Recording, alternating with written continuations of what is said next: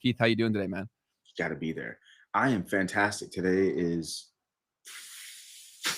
I think, the best day of my life, man. How you doing? Wow. I'm up there, man. It's definitely top 5. Depending how this episode goes, I'll let you know at the end if it's the best, Ooh. because we got some work to do. So today, ladies and gentlemen, if you're watching this, we are going to go through the best ways to make money online, because as the new year comes and as we get more and more broke, figuring out ways to make money for yourself and do so online is kind of a must. So we're going to walk through all of the BS that exists within the make money online space, show you the good, show you the bad, and try to point you in the right direction for any of the ones that may appeal to you. Because the most important thing to do is to find what makes sense for you. Like, where do you have a unique advantage based on passion or previous understanding? That's the best way to do it. And then we've got some news at the end. So we'll start with the core focus for why you clicked this, and then we'll get to the news at the end. Keith's got some good stuff. Crazy AI news today. Insane. It's going crazy right now. Yeah, Larry. It actually is. Every single day, my life just gets better. It's amazing. I'm the luckiest person on the planet, man. Everything just goes my way, brother. It's the best. We got Rob. What up? What up, Rob? How you living? Fire emojis. I wonder if they actually typed in fire emojis or if it was like some limitation with the software. Either way, Sheik Kamara or whatever, you're awesome. Appreciate having you. So Keith, how do you want to start this, man? So I guess we could just pull up the tier list and Sure. start to go through this. Is that how you want to do it? Let's do it. All right, cool. So we've taken the time to think about what are the different ways that you can make money online, and we figured we'd go back and forth and talk about the best ones and rank them for you. So I mean, first things first, I think we should start off with one of the most popular things that people are doing right now. One of the most degenerate things that we're seeing out there. Mm-hmm. And it's not to say that you can't make money doing this. You can't make money doing this. But because even if you make money, they'll take it from you. Like I saw a guy who found a gap in the system. He won, and they won't pay. That does happen. That does actually happen. That's ridiculous. If I can make the bet, if I win it, you should have to pay me. Yeah, and this is another thing about like the laws and the regulations around it too, right? Because there's not enough of that in the U.S. especially, and then also a lot of the stuff is happening across borders and whatnot, to where like we don't have visibility into the algorithms. We're about to get into crypto like immediately, but like if you could see the actual algorithm, if I could know that it's fair, right, then that also is different as well. As far as that's very good. This is like, I guess, less betting, more gambling is what I'm thinking on right now, but still. Yeah, so that's one thing that can mitigate all that. And then having smart contracts, right, to enforce the law, right, of the situation. But anyways, so the first career online gambling. Online gambling. In case we didn't make that clear. So online gambling is a pretty large space because, oh my goodness, dude, I actually have so many stories here because I've gambled a fair amount online and bet on sports. It's basically all that I've done. And then I have jumped into the FanDuel like live blackjack games. And they have these people just sitting in these booths playing live blackjack like 24/7. It was the most dystopian thing ever. I screen recorded it because I was like, how is this happening? Like it was so weird. Honestly, it's difficult to describe how strange it was, but it's become so prevalent because it's available 24/7. And like gambling has been perfected over so many years to take advantage of so many of our primal instincts. That's why it's so effective. And as the economy continues to collapse, people are just like, screw it. I'm putting it all in, and they keep coming back. Yeah, man. And it kind of feeds back into, I was having this really interesting conversation with this guy a couple hours ago, and he was talking about how he used to, and this is going to lead into the next topic, but we'll jump back and forth. He worked as a trader in the foreign exchange markets in New York for a while. And he was talking about how he just like felt like he was just doing the worst possible thing for humanity. He was just, it's so evil. I don't believe in this. And I was really trying to get to the core of like, why did he feel that way exactly? And one of the things that he kind of came back to is that this idea of speculation. And so like speculating, not really necessarily adding value to the world. And in fact, potentially that speculation in trading in particular can like actually create outcomes that are negative for people as well. And so anyways, that primal instinct that you just tapped on, right? for people to kind of like find a way to get something for pretty much nothing other than just like whatever ideas in their head, or placing a bet on something in some way or another.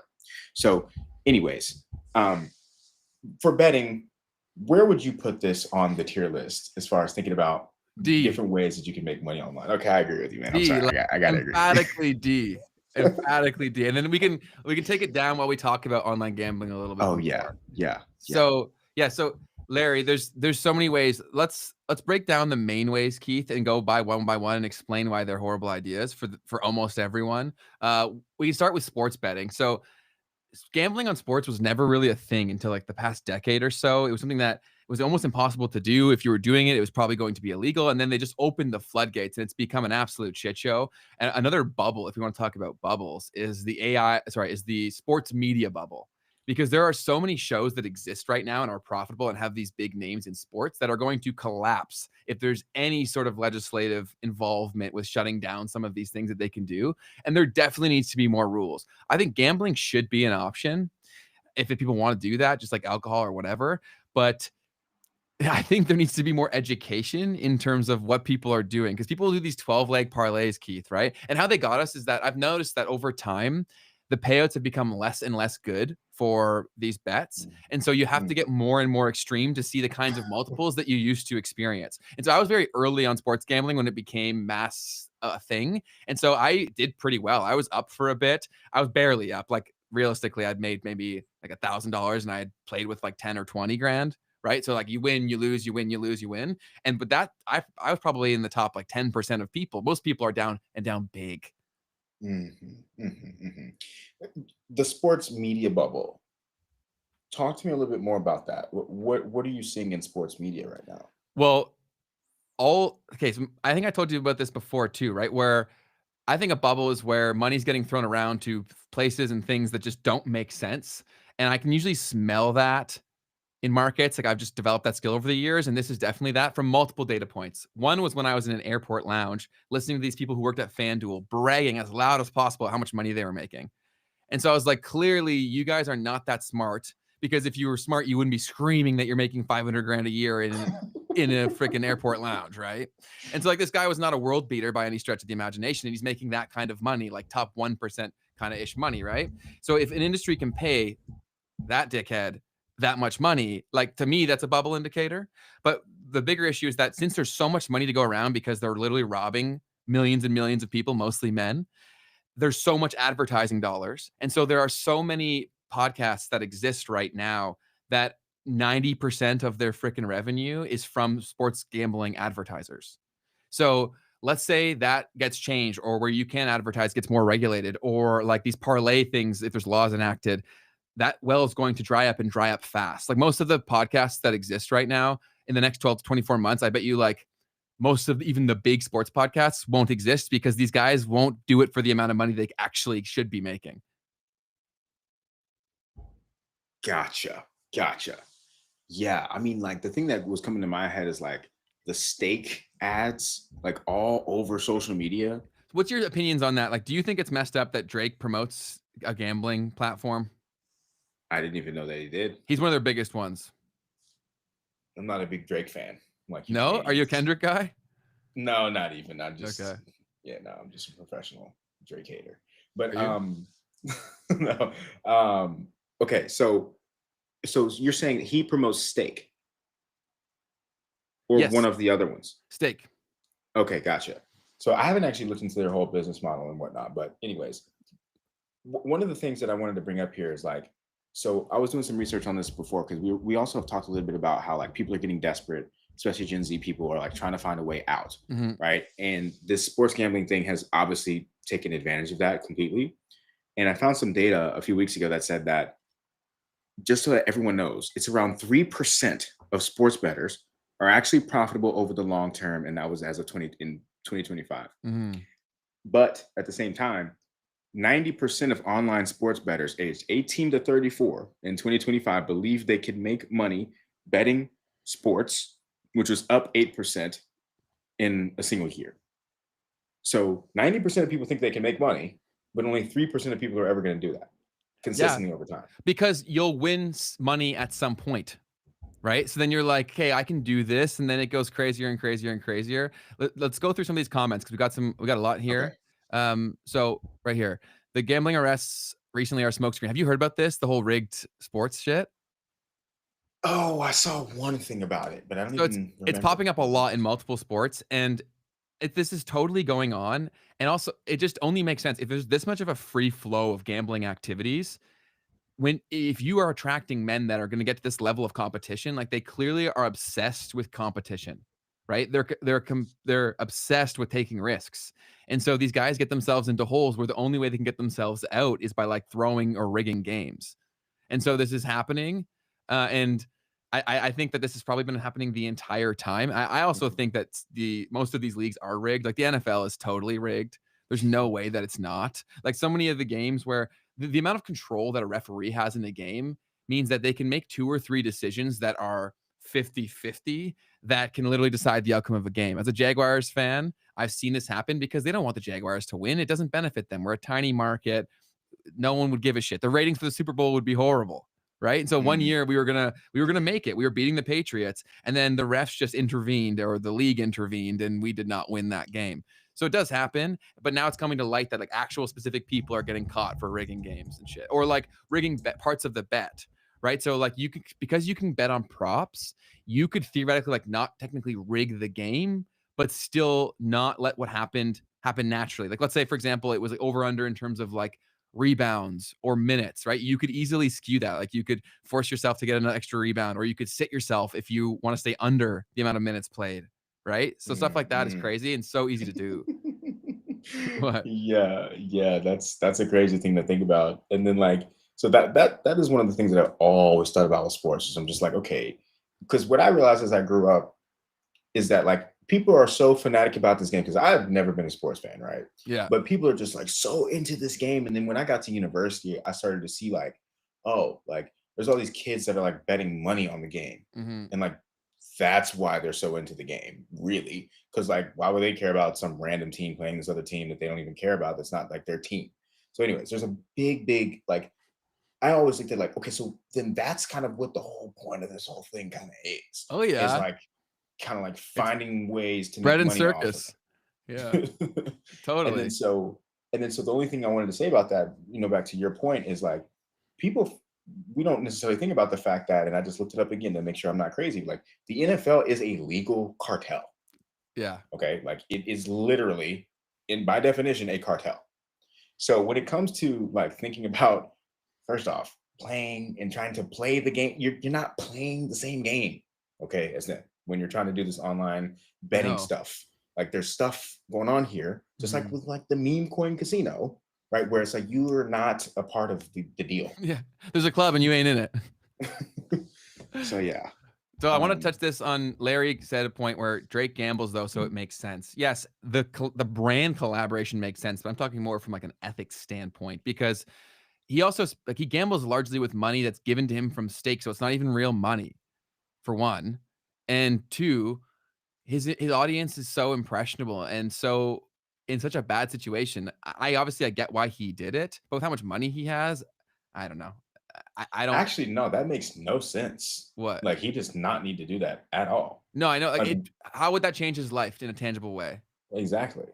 So, Uh they pay him an obscene amount of money. Another one here too from Chad. Chad, welcome back, you're a legend. When I ran an IG page, I used to get decent deal offers from betting apps that I've never even heard of. Yes, there's so mm. much money in this space. There's, like they throw checks at people, and they've thrown a lot of checks, so the bubble is huge, and I'm sure you've noticed, producer Kurt in the background definitely will have noticed this, that a lot of podcasts have spurred up over the last 2 or 3 years, and that's not a coincidence. That's tied to the growth of expansion of gambling. That's Wow. because every bit of media, if you can't build a business off of the media, you're purely based on sponsorships. So basically, who will be the most successful is the sectors where the most money is currently there to be spent on marketing, right? That's why most media companies fail, is because they're in a pocket and that pocket comes and goes. So for this, there's like a lot of shows that will definitely shut down, in my opinion. The first known, here's another one from Johnny. The first known sports corruption is the 1999 World Series was lost intentionally by the Chicago White Sox. Yeah, it doesn't surprise me. And then he's saying here that the 2024 NBA Finals was rigged. It's almost you have to gamble twice. another one from Larry. It's almost you have to gamble twice by analyzing the actual game, then deciding if the winner is a obvious answer most people would bet on. Then if because of that they will rig the game for money. It's like Max Payne theory, Keith.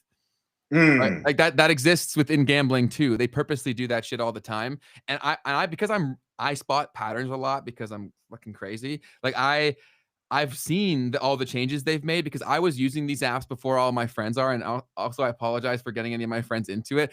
I talk about everything that I do, and so I don't have a really addictive personality, so it's fine. I can gamble and then not gamble for a year, and that's like that I'm cool to do that. But I'm realizing now a lot of people can't do that, and mm, that's really the whole problem. Is because like let's say even and you the problem with the gambling epidemic, and we should definitely do a full episode on this in the future, is like if you were to go drink there's signs, right? You smell like alcohol. You have to go to the space. You have to go buy it. There's layers wow. of friction and a lot like social accountability that will stop Wow. you.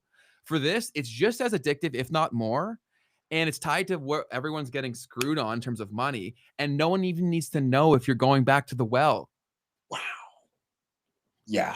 That's why That's a it's so crazy fucked. thought. That's why like when I first started my software products like 2 years ago, I wanted to build an anti-gambling app because I saw this. Because I actually promoted it to some of my friends like years ago. Because I was so early on this stuff because I was a huge football guy, and I used to go to the store when they had to print out the parlays where you had to like circle what you wanted with pencil. Like I did that when I was fuck. My mom let me do that. I was probably like 16, 17. Like this is a long time ago, right? And so I started talking about it, not realizing how addictive it was. And now I've seen it ruin people's lives, even some of my friends, right? Like they'll Mm. go on a winning streak and be up like 30K. I had one good buddy call me. He's like, "Man, what should I do with this money?" And I'm spending the next day coming up with a financial plan. I call him the next day. He lost it all. Right? So it's like, holy shit. Oh man. Yeah, that's tough, dude. So okay. So sorry, I cut you off there. I just to bring it back to the point. So we've talked almost exclusively about sports gambling. Don't do that for all the reasons we just mentioned. The other thing is like the games, like say poker, or there's so mhm. many. That one guy became really famous on social media for talking about how to win in a casino. The guy with all the tats. Have you seen him before? I have no You idea. haven't seen, wow, that's amazing. Because I've seen him all over my timeline. I guess because I gamble on sports. But he talks about poker and stuff like that. And yeah, so I still don't think that's a good way to make money either. I actually had a friend who was previously a professional poker player. Like that's how he made his full-time living. Word. So it is Word. doable. Yeah. I mean, that one's probably a little bit better because like you're competing there. Yes, Like yes, yes. you're competing. Yeah, great call. Yeah, no, So that's so yeah, but I think overall still horrendous. It's got to be the lowest score. Like there's a serious gambling epidemic. We're going to do a full episode on this, and I still want to build an anti-gambling app. So again, I'm going to put that out into the universe. If anyone's like a psychology expert for anti-gambling, please contact me so I can make an app that actually works. But should we go to the next category, Keith, or do you have anything else you want to add for that one? no, I just want to say like there could be a very cool like viral loop for something like that too, Mhm. dude. That could make it go crazy. But Yeah, I really want to build that. I just really want it to work. So please, if you know anything and you're a psychologist or whatever, contact me. But yeah, let's go back to the chart. cool. So back to the tier list. I think the next thing that we can talk about, we might as well just dive into trading because I think it's a Yeah, good take over here. transition. Yeah, go for it. So what I would say is trading, there's obviously so many different forms of trading. I'm personally just out of principle going to put this one level higher than Okay. gambling. Can you Okay. explain why? And I'll explain why I say that. The reason is because, okay, so you once again, you kind of can be a little bit more in the driver's seat of what happens in a way. Now, the markets are the markets. All right. So the markets are going to market. But what it comes down to is what is your relationship with the market? And that's going to allow you to make better decisions for yourself through the markets. Now, you could say the same thing about most gambling as well. I think, honestly, when you really look at these things side by side, I was thinking about this over the past few days when we talked about doing this, like, there's really not that much of a difference as far as a way to make money. Mm, You can talk about the principles of the idea of the market being a mechanism for like transferring wealth and for like creating profits or creating opportunities for companies to raise money for their business. But when it comes to making money as an individual, there's really not that much of a difference between the two things.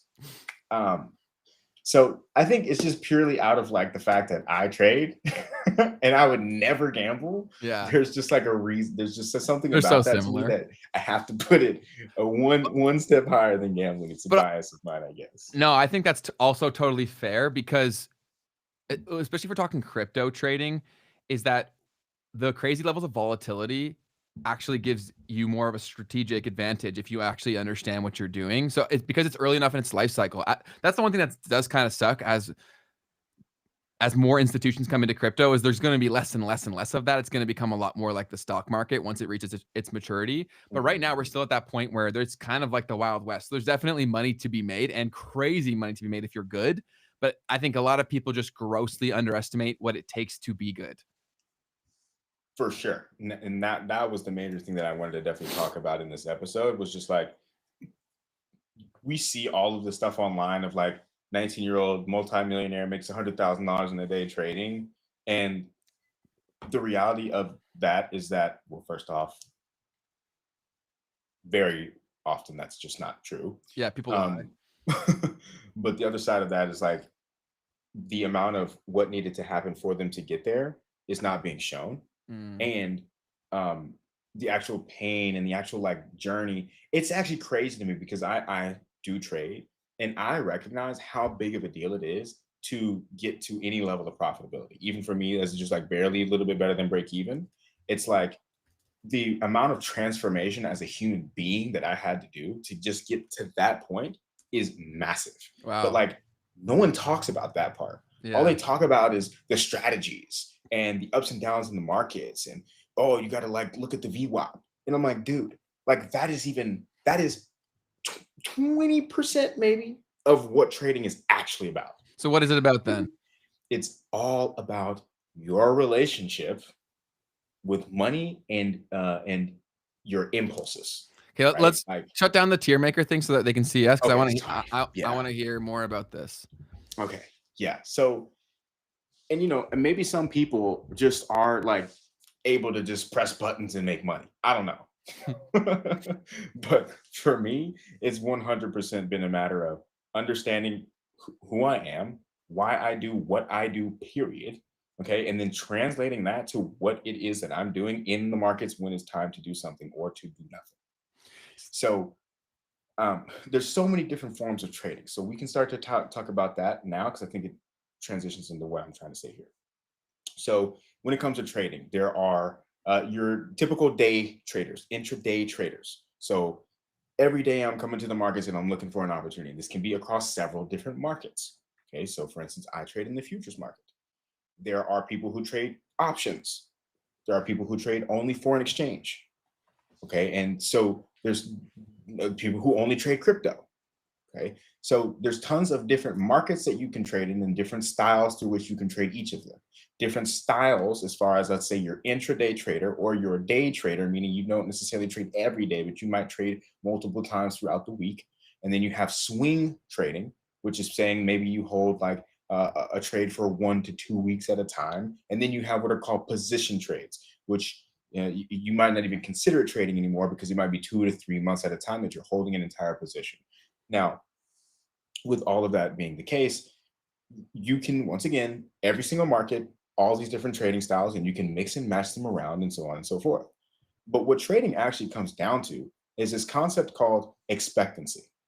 So it's not super complex statistics, it's super basic statistics. The statistics are what is your risk to reward ratio and what is your win to loss ratio? So when you come into the market and let's say you place a bet that has $100 of risk, if you can make $200 for every $100 that you risk in the market, which you can define, right, through your strategy, then you don't necessarily need to win more than 50% of the time. You can win only 50% of the time and still, in this case, break even, right? Because you'll make money, excuse me, uh, at just a 50% win rate because you'll always make two for every one time that you lose. So you're constantly going up two, down one, up two, down one, up two, down one, just as an example. And now that strategy is going to be actually profitable all the way until around a 33% win rate, I believe is what the actual number is. So you only need to be right 1 out of 3 times because your risk to reward ratio, okay, is 2. So your reward to risk is 2. And so you can either increase that number, okay, either increase how much reward you get for each unit of risk that you take, or you can increase your win ratio. Okay, what percentage of the time do you win? And this, by the way, this applies across the. You can go back to betting. You can use the same concept in betting if you want, but that is what the numbers of trading is all about. Now, what it comes down to as far as execution is can you stick to a system that you know has a positive expectancy? So if you know for a fact that you have a 2 to 1 reward to risk ratio, then and you only need to win 50% of the time, well, are you going to be able to do the same thing for 100 bets to make sure Mm, that you actually see the positive expectancy play out? And that is where no one is ready to do what it takes. got it. Okay. So anyways, That makes that's total what trading sense. is all about. Yeah, we got some great comments in the chat here. Also, before we get into them, I want to give a shout out to Dan Carney. So Dan Carney is someone who watches our show, one of our biggest supporters, but he's never able to show up live. So Dan, if you're watching the recording, what is up? And so we actually found that out because now that we've reached 1,000 subscribers, our channel can give out badges. And so we were able to see that. So there's actually rewards for commenting and engaging and all that stuff. So what up, Dan? But Larry has a question here. Would you rank them all the same level of risk, though? I think he's referring to different kinds of tradings that you mentioned. I mean, definitely not. But yeah, so that comes down to that. So if we talk about expectancy, risk reward versus win probability, the more you extend out your timeline, the more you can have a higher win probability most of the time, right? Like just naturally, that's kind of how it works because you have more time to see what it is that you want to see play out. Mm-hmm. And so when you extend the timeline, you become instead of an intraday trader, you go to day trader. Okay, you might have a higher win percentage, but then you go out even further and you go to being a swing trader, you might have a higher win percentage, but your R might not be as big either. Okay, because you're using wider stop losses, okay, in order to get similar types of gains. Okay, so that's kind of the way that I look at that equation. It's like, okay, the longer my time frame, the more of a chance I probably have to be right, but the less my risk to reward ratio is going to be as well. So your expectancy is just going to be the same, essentially. Cool. And are you still actively trading? Yes, but not as much as I'd like to. Okay, got it. Yeah. Okay, so trading in general, we put it at the, what do we put at, C tier? Yes, we got that at the C tier. Is there anything else that you wanted to add on trading? I think we did the most important thing I wanted to get out, which is that expectancy equation. And that was great. All right. So after that, we can talk about, I think, one of the biggest things that's in the hype cycle right now. Let's talk about these AI automation agencies. Okay. How do you feel about that? I think that is probably one of the best sectors to try to make money because you could sell it to everyone and the potential impact is huge. It's not good for jobs, but most jobs out there could, like a lot of them could be automated right now already, which is the craziest thing. And so what I would say is try to, because selling it's going to be the hardest part, right? And so I would try to think about developing the skills on how to do this, but specializing in applying this to anywhere where you have connections already, because you're going to need someone to trust you enough to at least give you a chance. And because if you execute this properly, the returns can be crazy for a business. Like you can take on some risk in terms of saying, okay, I'll do the first 1 or 2 businesses for free, and then they're going to have crazy results that the word of mouth will come in a very big way. So I think it's a fantastic opportunity to make money. There's still a fairly steep learning curve, I would say. Like a lot of the tools are pretty like not all that user friendly. They're a little intimidating still at the current point. So you are gonna have to push through that. And so if you're not someone who can sit with discomfort, you probably won't stick with this. But I'd say it's probably one of the best ways we're going to talk about to be making money, because there's competition, but there's not that many people. It's kind of like SMMA 15 years ago. It's pretty similar in terms of the timing of it all. What is SMMA? Social media marketing agency. That's another thing we're gonna be talking about later. That's what I started for my first very serious business. I had dozens before, but this was like my first like one that I still run to this day. So I'm a big advocate of social media marketing. And this is why I'm an advocate of this and say the AI automation agency is because service-based businesses are always going to give you the best margins. And so really as someone who has no money, like I didn't, the you can't really play in any other space unless you're creating money from nothing, which is like understanding thought and time. So that's another way to apply that is once you learn this skill once, you're not trading time for money anymore. We've talked a lot about, I don't have the book with me right hand or on hand, but Naval Ravikant says how important leverage is. And these are both very high leverage activities to make money if you don't have a lot of money. So I would put it at probably A. Okay. Yeah. Okay. We're gonna move it into the A section. Um, I would say the one thing about the AI automation agency that's going to hold a lot of people back is, I mean, some of the stuff that you already brought up, Mhm. which is just like if you're not pretty social, then it could be a little bit difficult to actually make this work. Yeah. And Because if you're not good at it's, content, you want us to shut it down the screen. oh, yeah. Uh, you if you aren't really good at content, it's reached a point now where it's hard to break through, especially in a sales-based capacity. People are very fatigued. So if you're not good at relationship-based sales, this will be tough to get into. What's up, Keith? We should bring up that thing that I sent you on Twitter, that kid. Oh yeah, the, Um, the cold outreach thing. yeah. Yeah, So let me pull that up real quick. yeah, yeah, Because basically, like you need to be a salesperson to yeah. make this happen. Like that's kind of what you really need to do. So let me share this with you real quick, because I thought this was hilarious, and You can it's also actually hire a salesperson too, but you definitely true. need to sell like this. Yep. Hello? Hey, is this Donnie? Yeah. Donnie, this is Owen. You want the good news or the bad news? Who is it? This is Owen. Owen. Do you want the good news or the bad news, Mr. Donnie? I want the bad news. Bad news, Donnie. This is a cold call. Good news is this is a well-researched cold call, and if you give me 30 seconds, I can explain how I can help you. You know what? I like your style. Go right ahead. Perfect. So it's pretty simple. We build AI reception. Yeah. So first of all, who knows if that's real? But Yeah, for sure. but I will say that I did door-to-door sales for a summer, for like 2 months or whatever, and like the skills that you acquire from getting rejected are pretty insane. And it's also like the sales skill is difficult to explain how important it is because when you have that, so many doors open up for you. I remember knocking on doors in out west in Canada, and multiple times I went from them telling me like get the F off of their porch to them spending thousands of dollars and like them feeding me.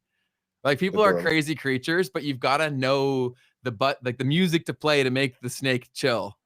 Right. So that's definitely a skill set. And not a lot of people are willing to put in the reps of discomfort because that's really all that it is. You got to do it like 1,000 times. And then you're just like, oh my God, people really aren't that complicated. The door literally opened for you. Literally. But yeah, like I definitely recommend anyone who's younger to just start doing some sales stuff, because it really, really rewires your brain on every single aspect of your life. Yeah. And there's so many Uh, closes that you can learn. I mean, I'm sure you've learned about all the different types of closes, right?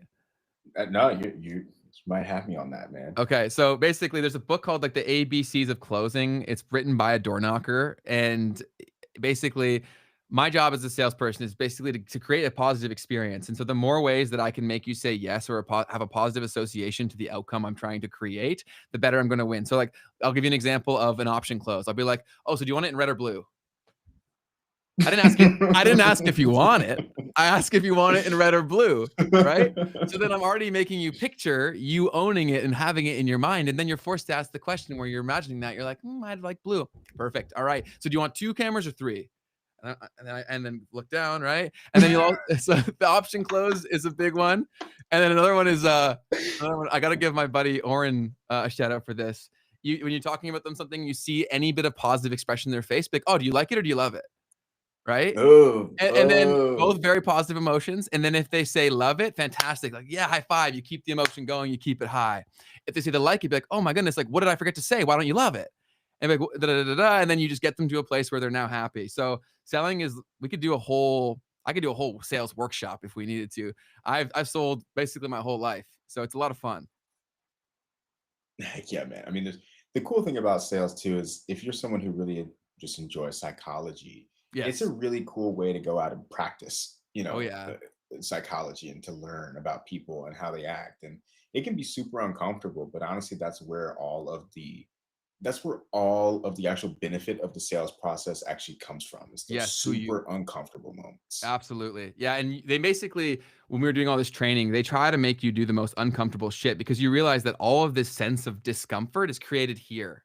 There's not Hmm. actually real threat. It's old, outdated programming, and so basically, they'd say, like, "Do crazy shit." So sometimes I would go up there and just say nonsense because it would still go because they always say it doesn't really matter what you say, it's the fact that you say something, and there is a strong degree of truth to that. Like, I screwed up a bunch of times in pitches or door knocking. Like, there's so many different things that we would do to, like, make it work because the first thing that we're trying to do is you're catching them at a bad time. It's always a bad time. It's cold, right? So you have to neutralize the situation as soon as humanly possible and get them off of their edge. And so little things to interrupt their patterns, like you'd go in and you'd hand them the envelope so they have something to read, so they don't feel as like weird and awkward. Like, what do I do with my hands, right? And then you Hmm. and then you get them to talk about something you have in common. So I'd be like, oh, I was just down the street with Bob. Blue truck, small dog. Yeah, you get them nodding, right? And then they Hmm. say yes. Now you're not a threat. You basically just work through what you need to get done to get to the outcome that you want in real time. So yeah, I totally agree with you. Anybody who's young, go work a sales job. There's so much money in sales still to this day because so few kids want to do it. They think it's like a dirty job, man. They literally see it like how our parents' generation saw like contracting and stuff or like labor stuff where they're like, oh, I want to go, you should go get a degree. They missed out on all the opportunity. Yes. And it applies to everything. I was actually just talking to this guy who works in IT and he works with Cisco. Cisco. And he was like, all these IT guys are like asking me, like, how do I like make more money? Like I'm in IT, but I want to make more money. And he was like, okay, well, you should do like IT sales and like sell the stuff that you do to Mhm. these companies and bigger deals and whatnot. And then they're like, oh, but like, do I have to talk to people to do that? It's Yeah, that's like, the whole point. yeah, buddy, you do. Yeah, that's um, so true. it's the most valuable skill set, and that's something that won't ever go away. Like you No. really, really, really want to be able to convince people, or even just like persuade, right? When it Mhm. comes to writing and reading and really communicating out loud verbally with your hands, all that non-verbally too, that is one of the most powerful skill sets. And you want to get to where it's something that you can even think about. It's just Mhm. something that's naturally a part of who you are. And Yeah, then from there, not only does this impact your income curve, but yeah. this impacts your whole life. There's yes, and that's why I love that you said that because the skills that you'll learn from a sales job, I use every day in my day-to-day life. Like, let's say I'm trying to pick where to go eat with my girlfriend. I'll give her 2 options, one that I know she doesn't like that much, and then, like, one that I know she does like, so that way she doesn't have to think, right? Because, Mhm. like, if you have a million options, it's so hard to make one, but if I give her 2, it's super easy and she's happy. Right? You can do it with Love it. anyone, right? You can say like, Yep. "Do you want Chinese food or this?" Because if you say, "What do you want?" "I don't know. What do you want?" I go on and on and on and on, right? So there's so many skills that transfer over to so many areas of life. But why we're saying, like, why we talked about sales for the last 10 minutes here is because this is like a high ticket offer. And so it's gonna be sold through a relationship. And it's hard to get like you can use content as a top of funnel tool to then get them in where you try to direct sell them. But if you can't do the final closing part, it won't really matter. So you could spend all this time learning this skill. If you don't have businesses where you can implement it, you can't make money. Yeah, and the way to play this on easy mode for anyone who's still considering getting into AI automation and even social media marketing agencies is like offer to do it for free, Yeah. right? Like get some results for people, like literally do it for free, get results. And then, right, you've also started to build up in that relationship this law of reciprocity. We've talked about that before, Hmm. right? So you've literally made them money, like they're going to be happy to make you or to pay you for what you're doing. And the thing that's going to allow you to get from a better position of leverage is like, hey, I did this for someone who looks exactly like you. Uh, like, let me do it for you too. And that's where you want to have testimonials, right? And that's where when you are selling, it just gets way easier for you to have that leverage. But you got to go out there and get the results first. Usually, do it for free real quick. Maybe you disagree with me on that.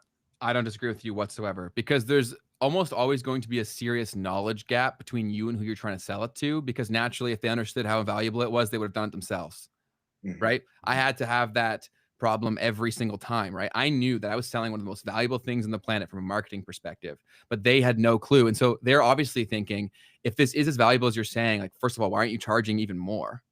Right. Mm. And two, like, why isn't everyone doing it? That's the problem with people, bro. Our desire for social proof keeps most people poor, because if everyone is there and doing it, the opportunity can't be great. But ironically, if people aren't there, they think it's also not great. Like, people are really fucking dumb. And so it was always a really tough sell to get it through to people. And it's going to be difficult here too, because you're also going to be battling the fact that it is AI. And so you need to have a face for your AI automation, basically, because you need people to think of you, not AI, when they buy your product. Mm. Otherwise, they're going to hate it, right? But if they know Steve, who sold it to me, they know that they should be using it in their business. They don't know how. They need to trust Steve, right? Yep. They're never going to go learn it themselves. They don't have the time. So they're running a business. So you, Steve, you got to come in and make them feel good. That's it. That's really what it is. And then that's why when I've sold to some of my like longer sales cycles, for example, I sold to a surgeon that I worked with. My sister was there with me as I was getting my surgery. And she's like, "Why haven't you sold him yet?" I said, "Because he doesn't like me." Mm. I'd be so dumb. I'd be blowing my load, and then forever he'd think of me as the guy who's trying to sell him. But when I got him and he was my friend, I wasn't selling anymore. Right. Right? Because she was there. She's like, "You still haven't said anything." Like 2 weeks in, I said, "Trust me, brother. I've done this." Or sister, "I've done this." And so I was like, he needs to not see me as a threat. I need to show him examples casually of where I've done this before. He needs to trust and understand that I am the person who can do this and understands his problems. And he needs to understand that I'm reliable. And I said, I need time Mm. to do that. And so luckily, I got to see him every freaking day as I went for physio. And then at like day 14, I'm like, "Hey, can we talk?" And then I got him to his office and I sold him on the spot. Because Nice. I wasn't selling, right? So it's also the art of the deal is a very big deal. The art of the deal. Is that Donald J? Isn't that what That's his book? DJT. That's DJT, I've never man. actually read that book, but I have read a lot of sales books. But you'll learn this intuitively from being there. Like that, like a lot of these skills that I do, and I was reading this ABCs book. I'd actually would recommend everyone buying that, ABCs of closing. As I was reading it, I was like, I do this naturally. Granted, I've had my skill sets have pushed me through certain ways, but you'll find that the more you do this, you just kind of like, yeah, duh, because you see the positive feedback loop where Mhm, when you do mhm. it, it works. You diffuse the Right. situation, so you go back and you do it again, because eventually you could try theoretical stuff and it could definitely fast track your success. But theory is useless because people don't believe theory until they see what it gets them in practice. That's why most people just jerk off intellectually reading books all day and they don't get anything better from their life. Yeah, and this is where a lot of people fall short in the sales game. Is they just don't get in enough of those reps and get Mm. to the point to where you see actually something working out, and then unfortunately you'll give up and think that sales isn't for you, or this whatever type of sales you're in was a scam or whatever. But yeah, it's a matter of reps too. It's like you kind of just gotta grind it out and It get to where you is. get one of those yeses. The added benefit of doing a bunch of reps is you stop caring about what people think a lot Mhm, more. And mhm. you just genuinely stop caring. And the cheat code that comes along with not giving a shit is difficult to exaggerate. Because when you have basically, it's like everyone else around you has a 20-pound vest on them. And if you don't care, you just don't. So when like the ball hits the ground, you can be the first one to pick it up and go score because everyone else is like trying to take off their vest. 100%, man. Uh, yep, yep. So that's AI Automation Agency. Resources where you can go learn. I'd say go check out the Greg Eisenberg show. And well, your Yeah, face lit up there. there's a guy, Liam Otley, too. He's a Okay, really, really big influencer in this space, and he does the practical stuff. He also talks about how to actually get clients and things of that nature too. So cool. don't sleep Yeah, on him for either. that one, I would also say it's probably not a bad idea if you could find a partnership thing. So, like, let's say you're the person who really is deathly afraid of sales. I still think it's worth trying to develop the skills, but it's not like you can't do this if you were to find someone to partner with and you are a good team to do 50-50. You're going to bring in the leads. I'm going to fulfill the service. A lot of people do that. Yeah, that's actually a really good setup for that. It's a Mhm. great point. Um, for instance, somebody whose dad is a dentist, and he runs the local dentist association. Like, let's make it real simple here. Yeah. You know how to do tech. This kid knows how to talk his, chops off. He's got it in his genes. Yeah. So go and like partner with this kid and take over the whole dentist of downtown Austin, Texas, or whatever. And Totally. it's done. Love that. So, all right. What's the next one? all right. So let's talk about the next one. We should go ahead and just knock social media marketing out real quick. We pretty much said everything we probably would say around this in general, but I would add some more, I think. Okay, cool. So if you had talked to me a few years ago, 10 years ago, I would have said S tier. 5 years ago, I would have said A. Now I'd probably say B. We're gonna drop it in the B. And we can. So why has it come down like that over time?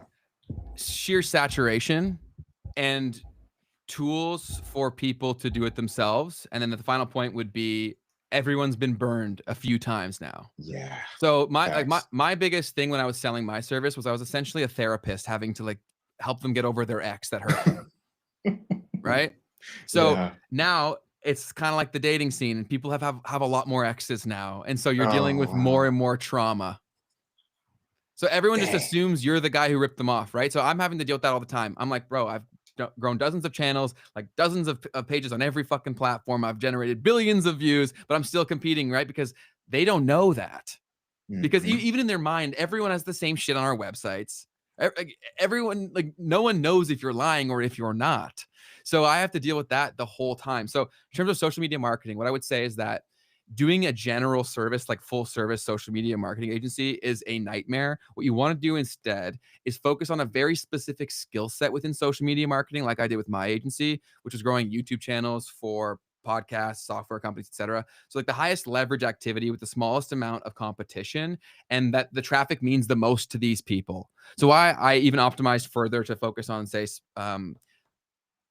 software products and then podcasts, was because I saw that that's where the biggest disparity was in terms of level of competition and amount of money in the space. So when I dedicated to this, most of like YouTube, Twitter, they're so obsessed with Mr. Beast style content because that has the highest ceiling.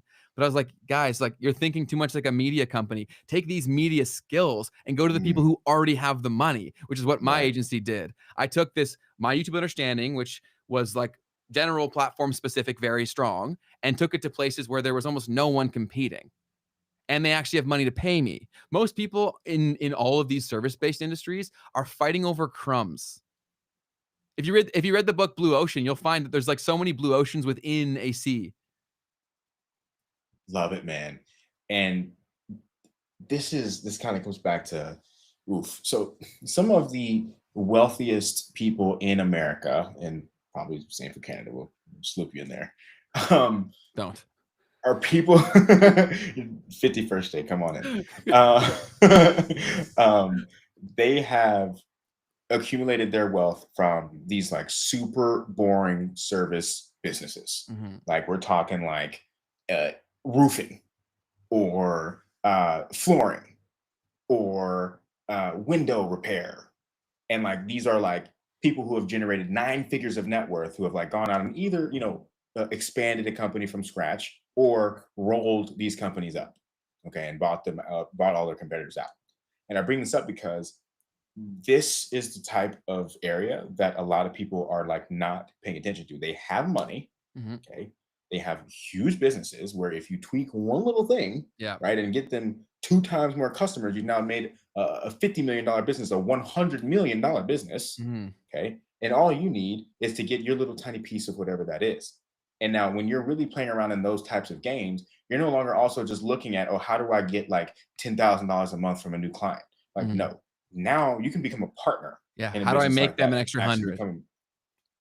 And become an actual like multi-millionaire using the skill set. That's exactly what I did. I was just so early in the game that I got such a small piece of the pie because I had to take a small enough piece for them to let me do the thing, period.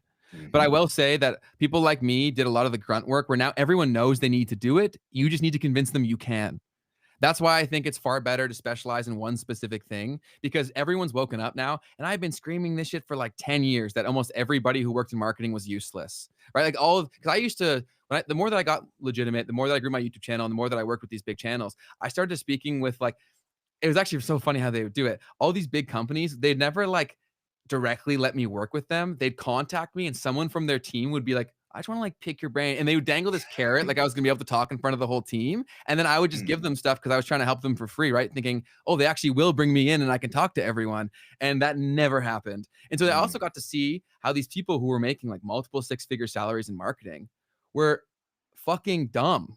Like they did not know anything about marketing, dude, in terms of what was happening now. And I was like, oh, so they would look at me and I would say what I cost and they'd be like, wow, that's really expensive. And then I'd be like, what are you guys paying on radio?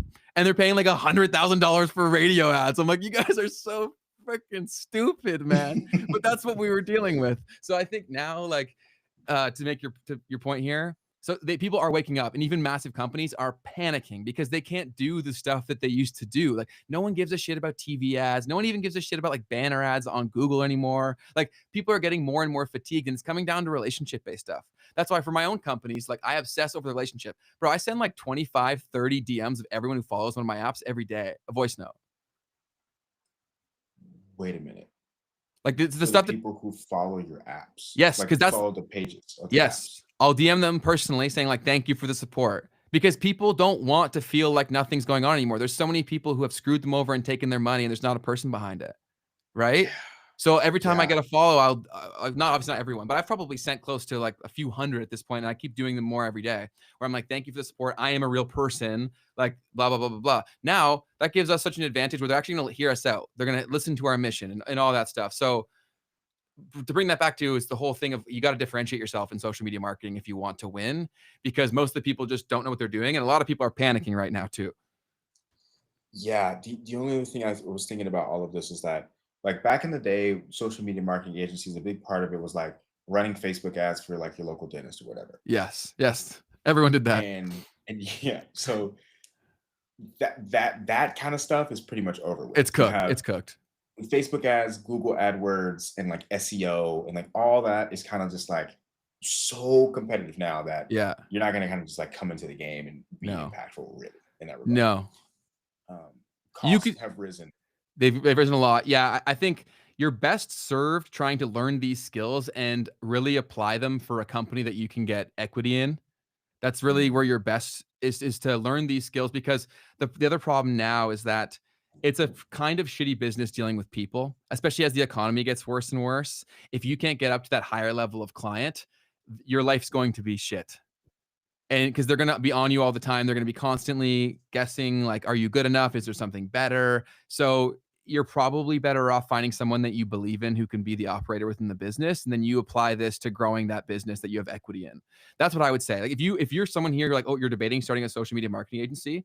Why, if you truly have these skills, why would you start something that could maybe work out versus going to something that is already working out, right? And making it way bigger or being the reason it worked out. Right. So like starting it from zero. That's why I'm growing all these businesses, man, is because I have no marketing costs because I'm doing it all myself. Right. Like what I'm achieving by myself. And like I have a few contractors that help with this stuff. It would previously have cost like hundreds of thousands of dollars to do. And I'm doing it myself. So Ben, we need you to actually walk us through the playbook a little bit, because I've seen a little bit of like there's a little bit of a formula to kind of like what you're doing with each of these different companies. Can you talk to people about that a little bit? Yeah. So every marketing problem needs to be approached separately. And so that's why marketing is so hard for most people, is because you have to know so much about so much to decide what actually matters. And so that's why you can't give blanket advice to anything in marketing anymore, because it is so laden with nuance that you need to be a fucking expert. You need to be like autistic like me when it comes to marketing to actually know what to do. You have to, because so much money and time gets wasted in other places and things move so fast that if one person is there doing it right, they gobble up all the underpriced attention. And so the playbook, I don't know how much of the sauce I actually want to give, because people copycat like crazy. So instead I'll try to say thinking models that get there, right? So you want to understand, first of all, you want to be selling a product that actually solves a problem, because unless you're selling a luxury experience to very rich people don't have money. So there's got to be an immediate thing for like, this is solving this exact problem, right? So if you look at the apps that I've built, they're solving a very specific, easy to understand problem. And I'm attempting to solve it either better or more creatively than everyone else in the market. Okay. Then from there, you need to figure out, okay, there's still a lot of people who have this problem that won't pay for it. So how do I go and attract those that can, right? Where are these people hanging out and how would they come to that decision? Then I want to prioritize exclusively in the beginning on those high leverage platforms, right? That I've deemed makes the most sense. Where are these people hanging out? Or where do they go to source the solution to this immediate problem? I want to make that my biggest priority. Most marketers aren't good enough to even do that.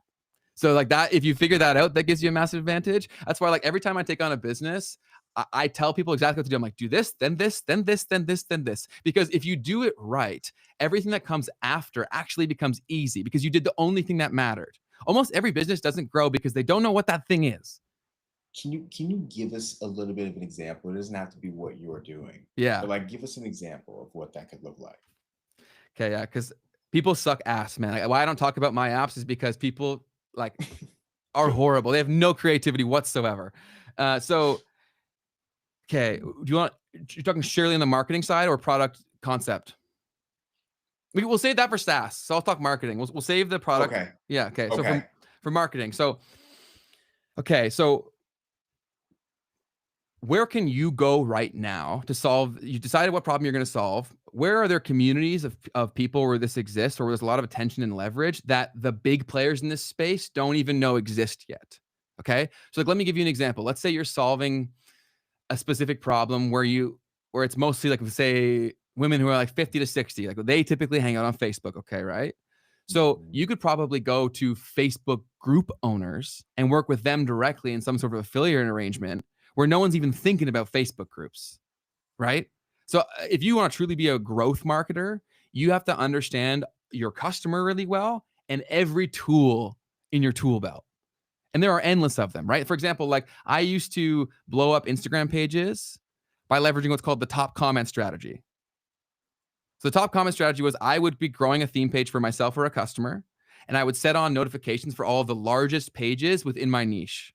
What's a theme page, man? What's a theme page? Sorry. I forget how nerdy I am. So a theme page, it is a concept that when I used to be running my first agency where I grew Instagram pages for customers, I would also grow my own theme pages. So a theme page is basically a page that posts one kind of content around a specific niche so that you can attract them quickly and then sell advertising or products to that specific people. This is also very big in the drop shipping world as well. Like I used to grow theme pages for drop shipping stores as well. Like I've worked with some of them before around developing a niche and then you sell to them because they're there, right? So let's say I'm running an NFL page. I've done this before with different sports. And I used to do all this shit on my YouTube channel too. So you can go through my older videos and I would grow pages to like thousands of followers and give them away because it was that easy. And it still kind of is that easy if you know what you're doing. Depending on if you're in an existing niche, it becomes really easy.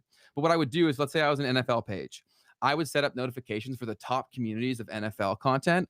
And then I would have notifications on so that I'm the first person in there or one of the first people. And I would leave either a very funny, a witty, or like some comment that enhances what's there. Because as soon as people see a piece of content they like, they run to the comment section.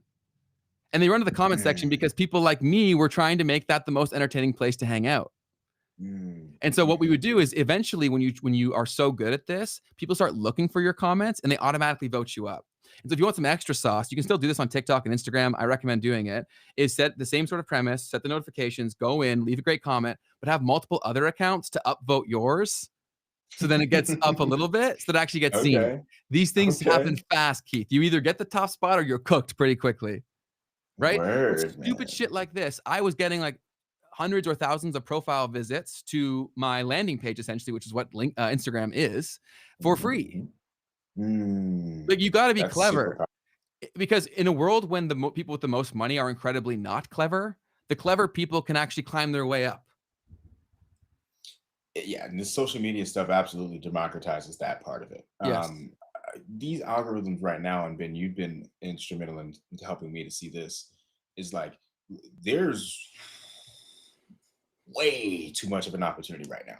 Yeah. If you are slightly talented at anything and at putting content together. Yes. And like I don't think people understand how hard it used to be to organically grow on any social media platform. From zero. Yeah, from zero. Yes. So hard. It was hard. It was way more difficult. Like honestly, back in the day, like I don't really know that it was even really popular. Like on Facebook, for instance, trying to like grow a Facebook page from scratch in 2018, It like was hard. you're gonna pay for ads. Okay, that was the thing that you would do back then. You pay for ads, you get your reach, and then you can start to snowball and like whatever. But then even then, what happened was they were like, well, we're not really gonna like give you organic impressions because like we want you to buy ads. Okay. So now everything kind of switched when we went from the when we got to this interest based media, right? To where people are just like scrolling and scrolling and scrolling and scrolling. So now there's so much scrolling going on that there's kind of more of a need for the content to fill that scroll than there is content there. Good content is what you always correct me on. Yeah, totally. But the thing is that there's also tiers to this, right? So what you just described, what I would say is like the people who are good.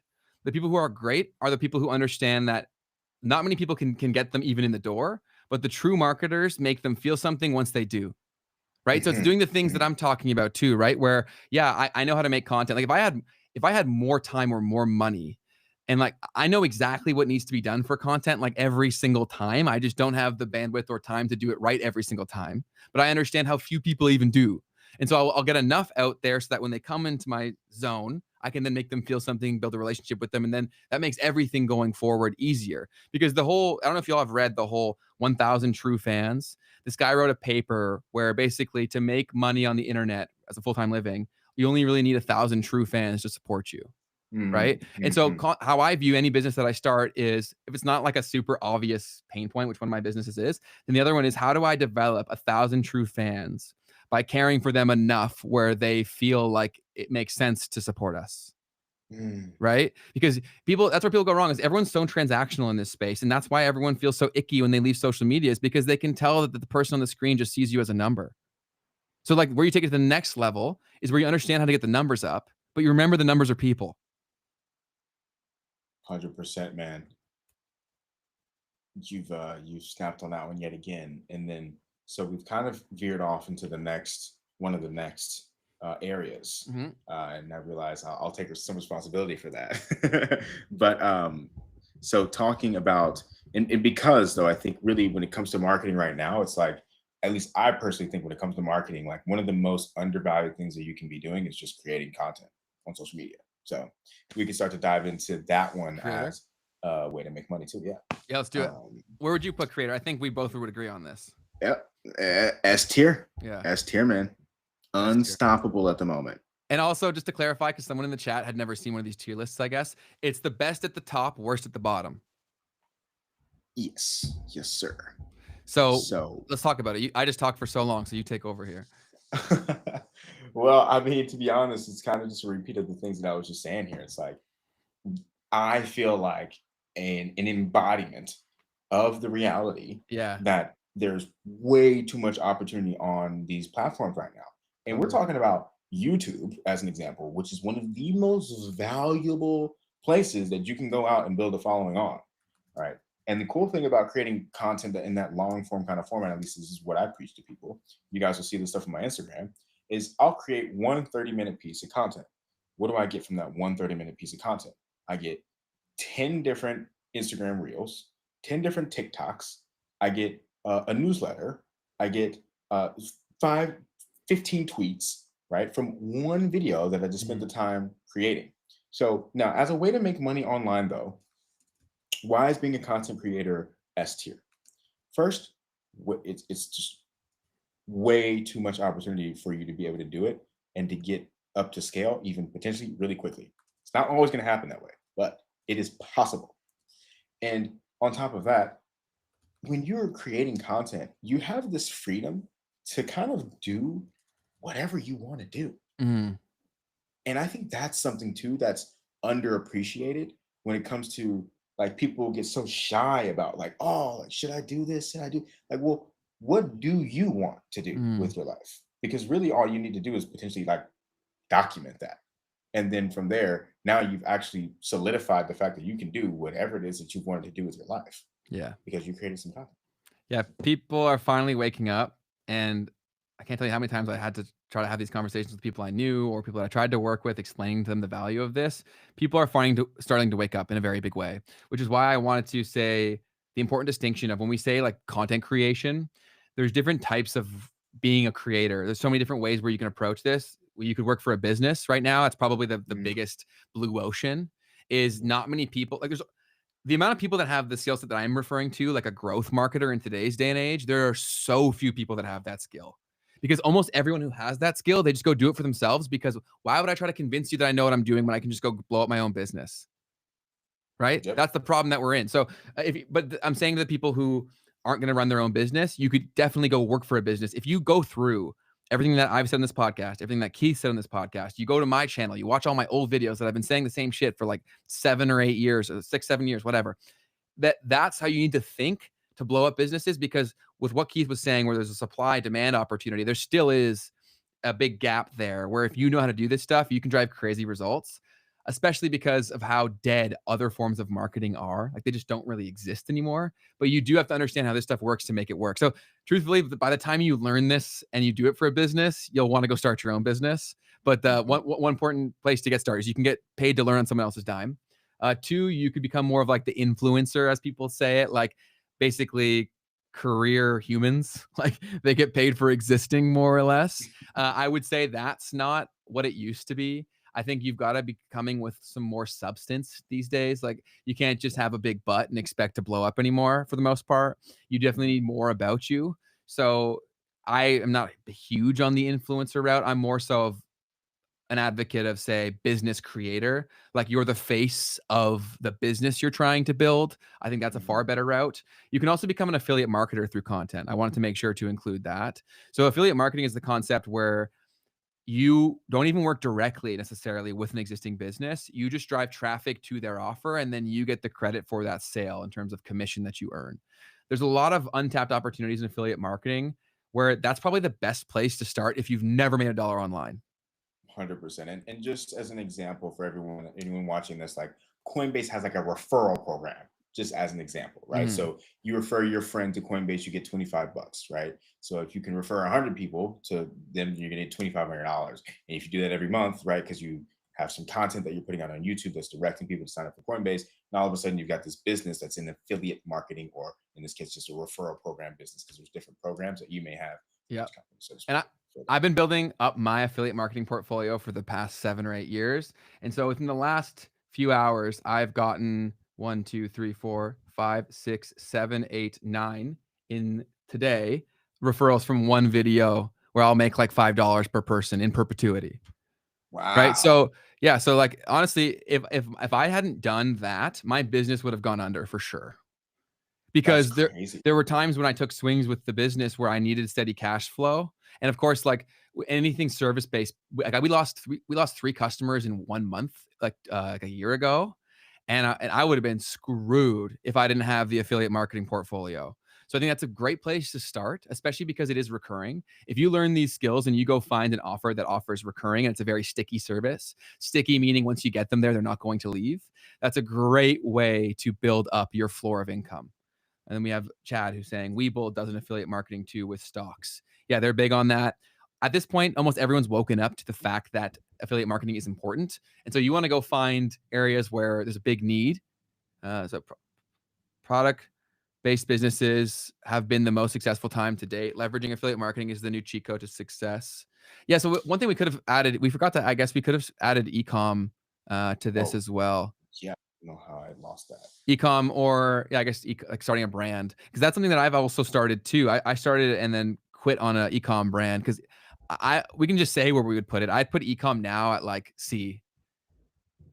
Okay. From 0. I'm referring to, right? It's become way harder. You also need money to do it because you need inventory, and there's so many more things that go wrong that you can't fix immediately. And in a world of chaos, that's scary. Yeah. And I mean, to be fair, like, it's also just become such a different game than what it used to be. Totally. Because like e-commerce and selling. Oh, we did have it. You already had one. I just put it in there. Oh, okay. So the whole like space is just, it was such a different thing back in the day, like early 2010s ish era. You could, first off, Facebook ads were cheap. They're so Google cheap. ads were cheap. Yeah. So you could just throw some stuff up. And this is what I did as a kid. and just like run an ad and make sales. Yeah. Like it was crazy. You didn't have to have any sort of marketing. You could probably like have a product description that was like barely there and just have the picture of the product and people would just buy it. Yes, Because that was it was just where so we easy. were at in the internet. Yeah, when people are new, they always act way more. Like that's why follower for follow used to be a big thing on Instagram back in the day when I was growing theme pages. You would just manually follow these people, and because everyone was new, they're like, "Oh, someone followed me. I'm gonna follow them back." And that used to be a thing, right? I used to grow from like 0 to 1,000 on new pages just like that, but I would do so in a targeted way, right? So I wouldn't just do follow for follow blindly. I would go find who already likes this kind of content, and then I'll go interact with them, comment on their stuff, and they followed like almost every time, Keith. Crazy. It's a different time. I miss those days. Totally different days, man. And then so when it came to the e-commerce stuff, it's like what happened here is this. So all of these ad platforms are auction based. So meaning the ad spot is going to go to the highest bidder, right?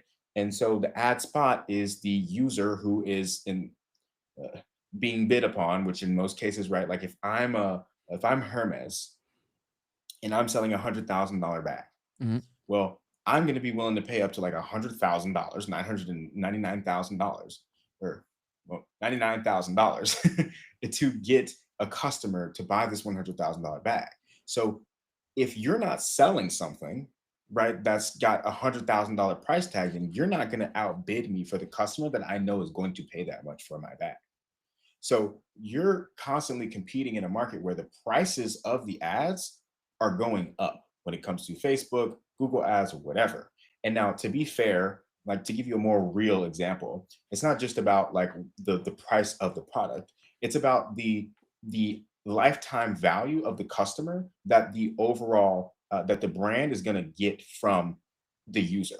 So one user, right, one scroller on Facebook who's shopping all the time might be worth $100 to Target, but might be worth $10,000 to Louis V. Okay, because they know how to get $10,000 out of that one customer, and they might not get it on the first purchase. They might get you to spend $100 first, and then over time, they know their data, they know their metrics that lady is going to spend $10,000 with them over time. So they'll pay $500, right, to get them to spend that first $100, and then right, no one else can compete with that because no one else can just shell out $500 up front, right, to get this one customer that's going to put them in the hole by $400 because they're only going to collect 100 on that. So anyways, this is the system that you're competing with on Facebook. And now not only do you have the fact that these businesses have great branding power, they've been around for a long time and they know their metrics, but they've also had time to continue to improve upon the way that they're doing all of this advertising on that platform. So when it comes to like trying to start an e-commerce brand or something like that, the only way you're actually going to win is if you have an incredible product or offer. Yeah, or an existing personal brand where the product makes complete sense and you can market it by yourself. Right, without ads. Exactly. Yes. Yes. Exactly. Like just being a pure e-com founder where you don't do creator-led marketing is like nearly impossible at this point. Yeah. Right? Yeah. So that was so good, Keith. That also ties back to one point that I forgot to make, or I didn't make it as clear as I should have for the SMMA stuff, is go to where industries haven't touched it yet. Like, for example, there's still so many industries that have not even touched YouTube because they're like, oh, it doesn't make sense for us to be on YouTube. If there's an audience there, it makes sense to be on YouTube. And there's an audience for fucking everything. So like, that's one way that you can come in and do it, right? Go to where no one else is going because they don't think that they can do it. So that's one way in. But yeah, I did an e-com brand last year. I tried to start a healthy underwear brand. I had spent like tens of thousands of dollars trying to build this thing. Wait. What's up? Healthy underwear? Yeah. So the problem with most of our underwear is that it's synthetic fabrics that is really bad for our fertility and health. Okay. So when you're sweating and you're really hot in these things that your underwear is made out of plastic, little bits of microplastic leach into your nuts. And so that's not exactly good for babies and stuff. They're going to come out with like a little plastic bottle over their head, man, you know? Yes. So we started to do that. I was pretty early on it. And then as we were going through and working on it, so many brands popped up where it was, and then also with all the tariff shit, our distributor changed their prices like 4 times before we even made the order. And so I'm barely scraping by. I'm trying to manage all this money that I've spent trying to build this stuff. So I'm planning, okay, I can sell it at this many units. And then it just kept going up and up. And I'm like, I can't charge people $60 for a pair of Gitch. Like, that's not an option. You know what I'm saying? So yeah, that fell through. And so I saw firsthand there that wasn't going to be a thing. If I ever become very wealthy, I'll build that brand though, because the branding was sweet. It's called Happy Johnson's. So like playing off of having happy nuts, you know what I'm saying? So I still got all the branding and everything's there. I just didn't have the cash to make it come to life because I would have had to charge such crazy numbers because the actual good fabric's not made in many places in the world. Well, so Fair. I could only source it from like a few places that did it well and sustainably well. And they charged just egregious prices because they were worried too about the whole tariff stuff. Understood, man. So, so when it came to that, how were you going about marketing that? What did you say already? Creator-led marketing, and then I also had an intern who was working with me, who I taught him. I spent like so long teaching this guy how to make content, man. So, and if some of his early ones are still on there, and like he was going through his learning phase, you'll see those there. Yeah, just I can do organic content really well. So I would have, if we could have, and even I can do creator-led marketing in terms of influencer marketing better than any other company because I've lived through it all. So like my return on ad spend is crazy because I go to places where it actually makes sense. I do a lot of paid advertising, but I do it very strategically through the creators who have the existing audience. So this, I think, loops us back into this point around why, creators are S tier, Yeah. right? Because no matter what business model it is that you're trying to run, the best possible thing is to have an audience that you own, that you can promote whatever it is that you're doing to. Yes. And they genuinely like you, right? Where you can be Yes. honest and you don't have to, because also if you sell a product that's actually needed to people that know, like, and trust you, then when people come in and inevitably are assholes, because that will happen. When you start a business where you're selling to everyone, you're going to get people who suck, right? And so if you have that initial core community, they'll also diminish the amount of pain a shitty person can inflict. Right. So like for Step Pals, for example, one of my apps, we had some people who initially gave it bad reviews because they just didn't understand the premise. Like the whole point is it's a walking accountability game, right? So people are like, why do I have to pay for this? I was like, because you wouldn't use it if it was free, dickhead. Right. So the whole point is that that's true though. Yes. And so I'm like, that's the entire point. And so they're coming to our app and giving us 1-star reviews for that. But now because I've shown people who understand the product that we care about them, they came back in and were our defenders basically and got our ratings up high and they fight people when they come in and be negative. So that stuff really does matter. It's kind of, that's what the true moat is these days. The moat is no longer how much money, how many people do I have and all that stuff. It's really how many people can I get to ride with me and help make their life better too. So Chad here also said, is drop shipping dead? So whenever an industry is dead, it's never truly dead. It just means that the opportunity is gone unless you're really good. I guarantee you there's still a ton of people making millions of dollars per year from drop shipping. They're just better than you and you're never going to catch them because they're 10 years ahead. I was just talking to someone earlier today. This was an anecdotal story, but he was talking about how his friend is making $250,000 a day during this part of the year off of it's got to be not revenue. drop shipping. Not drop, yeah, of course. Yeah. But I mean, that's still crazy. Oh, my bad. $250,000 a day in revenue. My bad. Okay, the expenses on that could be like 200,000+. A lot of brands. 1.5. That's $1.5 million of profit a month. If that's the case, Ben. That's still. I'm not saying that's not fantastic, but I'm saying the numbers definitely matter. Yeah. Most people in here have never run a business, Keith. Right, so they hear 250,000. They're like, he's making 250 grand a day. When realistically, he could be making like $1,000 or $5,000. Like that's actually possible. It is possible. It is possible. But I imagine your average, if you're at scale, you're gonna be pulling around, somewhere around 30, maybe a little bit less %. It's still fantastic. I'm not saying that's not amazing. But that's important. Numbers matter. Yeah. That's incredibly impressive. But that's also. What I would say here too is that all of these things that we're talking about, and the last one that we'll talk about in particular in terms of starting a SaaS, why things can snowball so much is because the rich get richer. So if you actually have a good product and you're good at marketing, you can genuinely take on Nike. Like that's the crazy shit now, right? Because now your core supporters, Nike did this well in the last era of marketing, where they made the people who stood with Nike their marketers, right? In the field. Now, not only are they in the field, they're online 24/7. So if you truly win this, your sneezers, which is a marketing term for people who will spread your message, are crazy effective. Yep. Right? That's why these Yep. brands are going to start falling because they don't get this. I'm sure some of them will move and modernize quickly, but they're still so far behind the 8 ball that they're so far behind the game where we're like, Keith, why I'm so excited for the show is because we can literally grow massive businesses off of this shit that are just going to be better because we'll actually do the shit that people want. We won't need as many people involved. We won't have public shareholders. We'll just kick their ass. Yeah. Thing that I'll just say on all of that is just like product. And we've talked about this over and over again around like the empathy thing and like really trying to understand who it is that you're serving, what they do. And can you do it? Yep. And this is a major thing that I've continued to learn from myself is like, give yourself the time to like really understand. Yes. Like, it's so much more. Really understand. It always is that deep. People always say it's not that deep. And I used to, people growing up, people always like, you're so intense. Like, it's not that deep. I'm like, brother, it's always that deep. And you lose because you don't acknowledge that.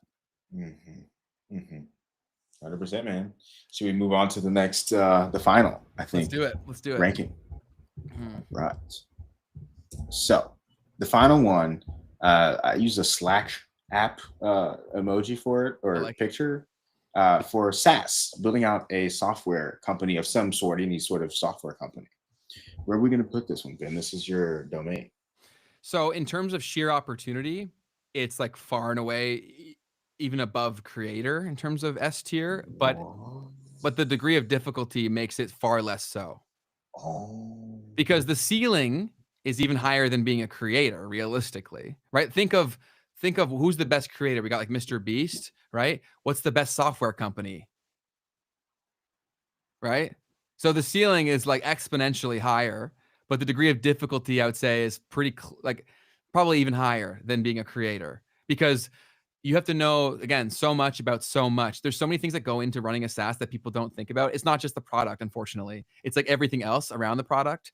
But luckily, these software tools, these AI tools are getting better to handle a lot of that stuff that stops a lot of people. So it's still a pretty phenomenal opportunity. If you made me choose, I would say thinking all variables included, I'd put it at a B. Oh, a B? Why'd you skip the A? Because it's too hard for most people to do it. Oh, you think it's that much harder? Growing it, yes. So Chad here said something, and I kind of want to challenge a little bit of what you said too. Please. Because like some of the biggest influencers today, like what does every influencer want to do? Mm-hmm. They want to do software, right? Like that's what a lot of the big influencers want to be doing. And I think, so you think about like people like Iman Gadzhi, right? Like what is the company that he invested in? He invested in WOW. Alex Hormozy invested in this company called School, right? And so my thing is like, these people invested in those companies, right? So they put money in to get them. But like the major leverage that they have to add to those businesses, I mean, Alex Hormozy is probably a little bit different, but Iman Gadzhi, like the best thing that he could really offer that company is like himself as an example or as an ambassador of that business. And I think that is a major value add to bring to the product. Now, the product itself has to be fantastic. Let's be clear, but I feel like once again, as a creator, and this is only challenging the idea that without the difficulty, software is better than content creator. This is what I'm trying to challenge, because technically, I mean, as the creator, you can definitely create an app or have someone else create an app for you that you can then make the next Slack, right? Whereas before, the amount of grind that Slack has had to do to get to the level of adoption that they have today, like there was never some creator who had just like been the productivity guy that everyone went to who just launched the Slack app. Like, no, they had to like build that from the ground up. And what are all these companies doing, by the way? What is HubSpot doing? They're buying up podcasts. they are, sponsoring all these podcasts because they need these creators. So I don't know if this is Well, that's why I put something that you creator at S disagree tier. with. Yeah, yeah. I put it higher for that exact purpose. So you could get there, but the problem with this, like why it's so hard, is because with code and software, screw ups are inevitable and beyond your control. Mm, And so you're selling oftentimes to people who don't get that, and they blame you for every screw up that's beyond your control. So it's a very difficult game because then also, let's say people really don't like it. Let's say something catastrophic happens that you literally couldn't control.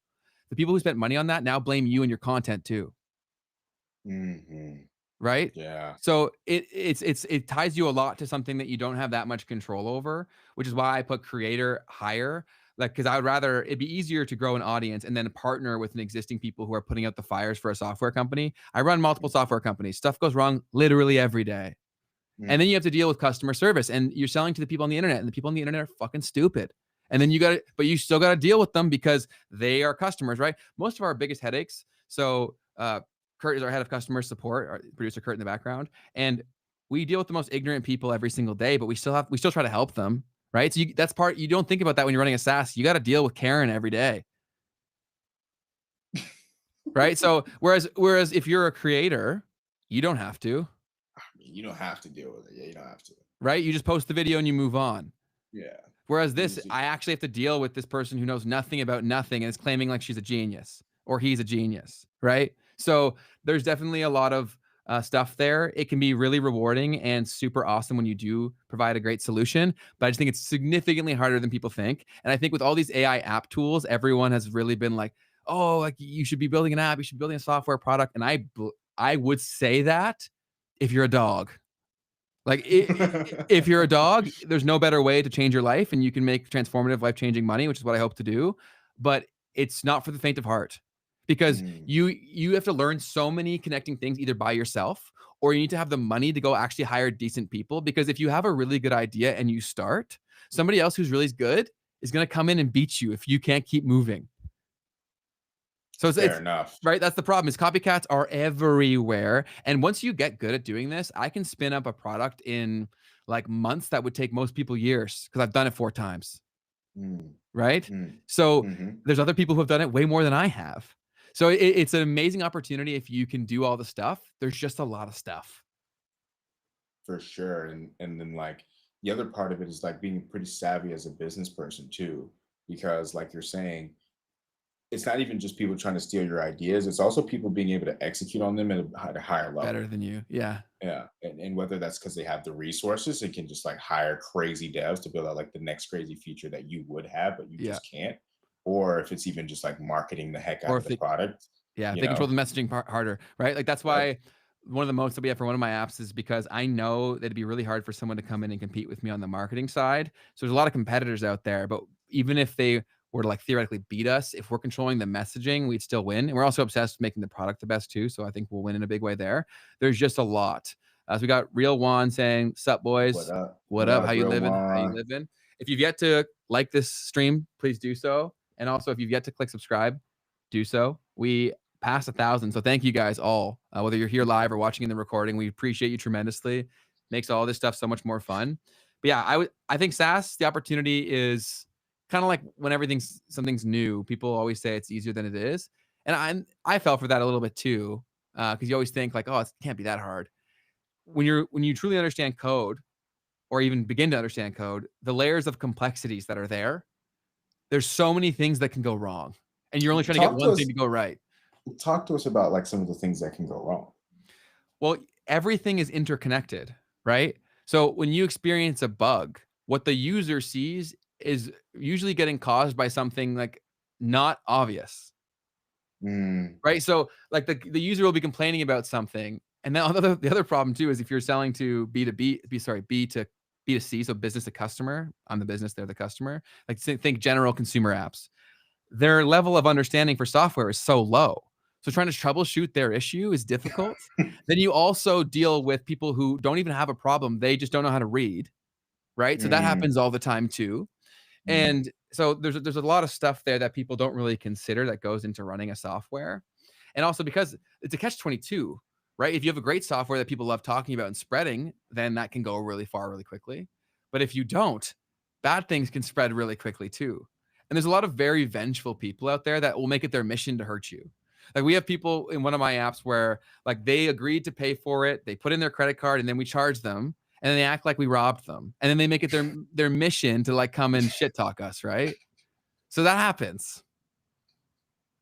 People are crazy, man. People are absolutely insane, dude. The amount of lies that people come up with, it's insane. And it's all like tracked in the background by code. And these people get into the crazy levels within their mind where they think that we're just sitting there waiting to charge their credit card. Like the second it happens, it's like, no, man, this is all done by code. Like you signed up 3 days ago, you got charged because you didn't cancel. Yeah. It's insane. So yeah, word, man. It's an amazing opportunity. And the leverage factor off of it, if you can win, can be huge. But it takes a lot to get to that escape velocity unless you have an existing way to market it. That's real, man. Should we do a quick recap and then dive into the news? Yes, let's do it. Okay. So just really quickly so we can make sure everyone sees what we got here. Why don't we try to point people? Sorry to cut you off. I want to make this as valuable as possible for the people who are watching this. So like, let's say, for each example, let's try to say like, where is step one? Like, what can they go do immediately to start doing this? Cool. Love that. Love that. So first things first, let's start from the bottom. Let's start from the bottom. We got online gambling. All right. What's the first step? Don't. That one, I'm just saying, don't touch, man. Delete the app. Yeah. That's the first step. Delete all the apps, and when I eventually make an anti-gambling app, download that. But don't. You're not gonna win, man. You're not gonna win. Don't. And then we'll move into trading. Yep. You take this. I would say first step, man. Use a demo account. This is the one big thing that everybody messes up on, and I try my best, and no one's gonna listen. But use a demo account. Do not go out there and start trading with live funds when you've never traded before, or when you know you're not profitable, or when you know you don't have a system. Use a demo account, backtest your strategy, and then you get into the hard part, which is actually manage your emotions with live funds. But you need to have a system and a strategy first. Otherwise, you're just going to be throwing your money away, and you could be doing that perpetually. Do not do that to yourself. All right, let's talk about Shopify / e-commerce realm in general. What would be the first step there? Oof. So I would say start posting and building an audience. I would say, ironically, like become the creator, understanding that you're going to have that problem if things go well. And then worst case scenario, if you really connect with the people that you attracted by the problem you're trying to solve, they'll be invested in you. And there's probably other adjacent problems that you may move on to next. The other important thing I want to mention for all of this is it's so important that you guys just pick frickin' one and try. Because any of these, you're going to acquire skills that can work for the next one. So start with one and take it seriously. It's called building in public. Is when you make content about it. It's more creator led. So I would say if you have this idea, take people along with you every step of the way, solving every problem that you have, finding the distributor, getting the product made, making the decisions for what to make versus what not to make, dealing with the problems, share the good, the bad, the ugly, start building a community. Love it, man. Yeah, that was going to be the thing that I would say too. And it's just like, goes back to why content creators S tier. Yes. But yeah, it's going to allow you to also think to get the data that you need to create the best product that you can. So that's that one. So let's talk about now social media marketing agencies. First step, first off, it's in the B tier. And what would we say is the first step for that? I would say to gain a far better understanding of the platforms, and then think about the gaps in the platforms. So either things that really matter that the market doesn't understand, like which I saw the importance of titles and thumbnails for business related content. I saw that was a massive gap between impact and understanding of that impact. So I could be early. And then the other thing would be to truly become a student of the platforms themselves, because the more that you understand them, the more that you can take advantages of these and figuring out who should I sell this to, who actually has money, and what's the biggest impact for your views to the financial outcome off the end of it. So that's what I would say. And yeah, so really become a nerd about this stuff, and then also understand that you're going to have to sell because it's a relationship based business. Yeah, and so for social media marketing agency and the AI agency, I think the thing that I would say to do first is low key to pick your niche. Because then you can also work backwards to figure out exactly what platform is going to be the best for them, what strategies would actually work. And I think that could be a good place to start, Yeah. because Or talk to ChatGPT and figure out where there's maybe some gaps yeah, in the market or whatever. that's What do really you good say? advice. Yeah, that's really good advice, Keith. I think why picking a niche is good because it gives you at least a kicking off point, right? Where you go and try to solve the immediate problems. And then through doing that, you may realize that you're solving the right problem for the wrong person, but you've acquired the skills through at least doing it. Most people, why they fail for all of these business models is because they never truly start. They never get enough reps in to realize what it means to be doing the thing they say they're doing. Big ups, man. Yes, sir. The other B tier that we have here is the SaaS. SaaS. Yeah. Where I would start would be getting people to either a waiting list. So making content again, that's why we have it at S tier, but driving people to either an MVP, which stands for a minimum viable product, that you could code something very primitive with an AI tool. Like there's Replit, there's Lovable, there's so many out there. And then just try to see if this is something that people want. And so at the very least, make them do something to get it. So either give you an email, maybe prepay for something. The higher degree, like if someone will prepay for something, that is the biggest indicator that this is something that's really, really needed. But you should try to validate the idea before you pursue it. Because if it's not a really good idea and you're not super passionate about following through with this, someone like me is going to see it and come through and kick your ass. So I would say validate it.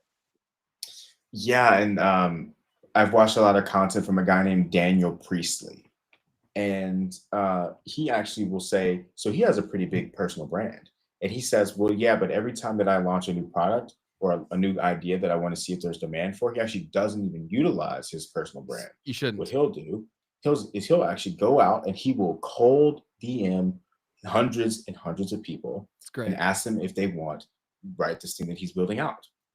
And that's how he does it. So keep that in mind too. It's once again this idea of like starting with the problem that you're trying to solve and the person you're trying to solve that problem for first. Yes. Right.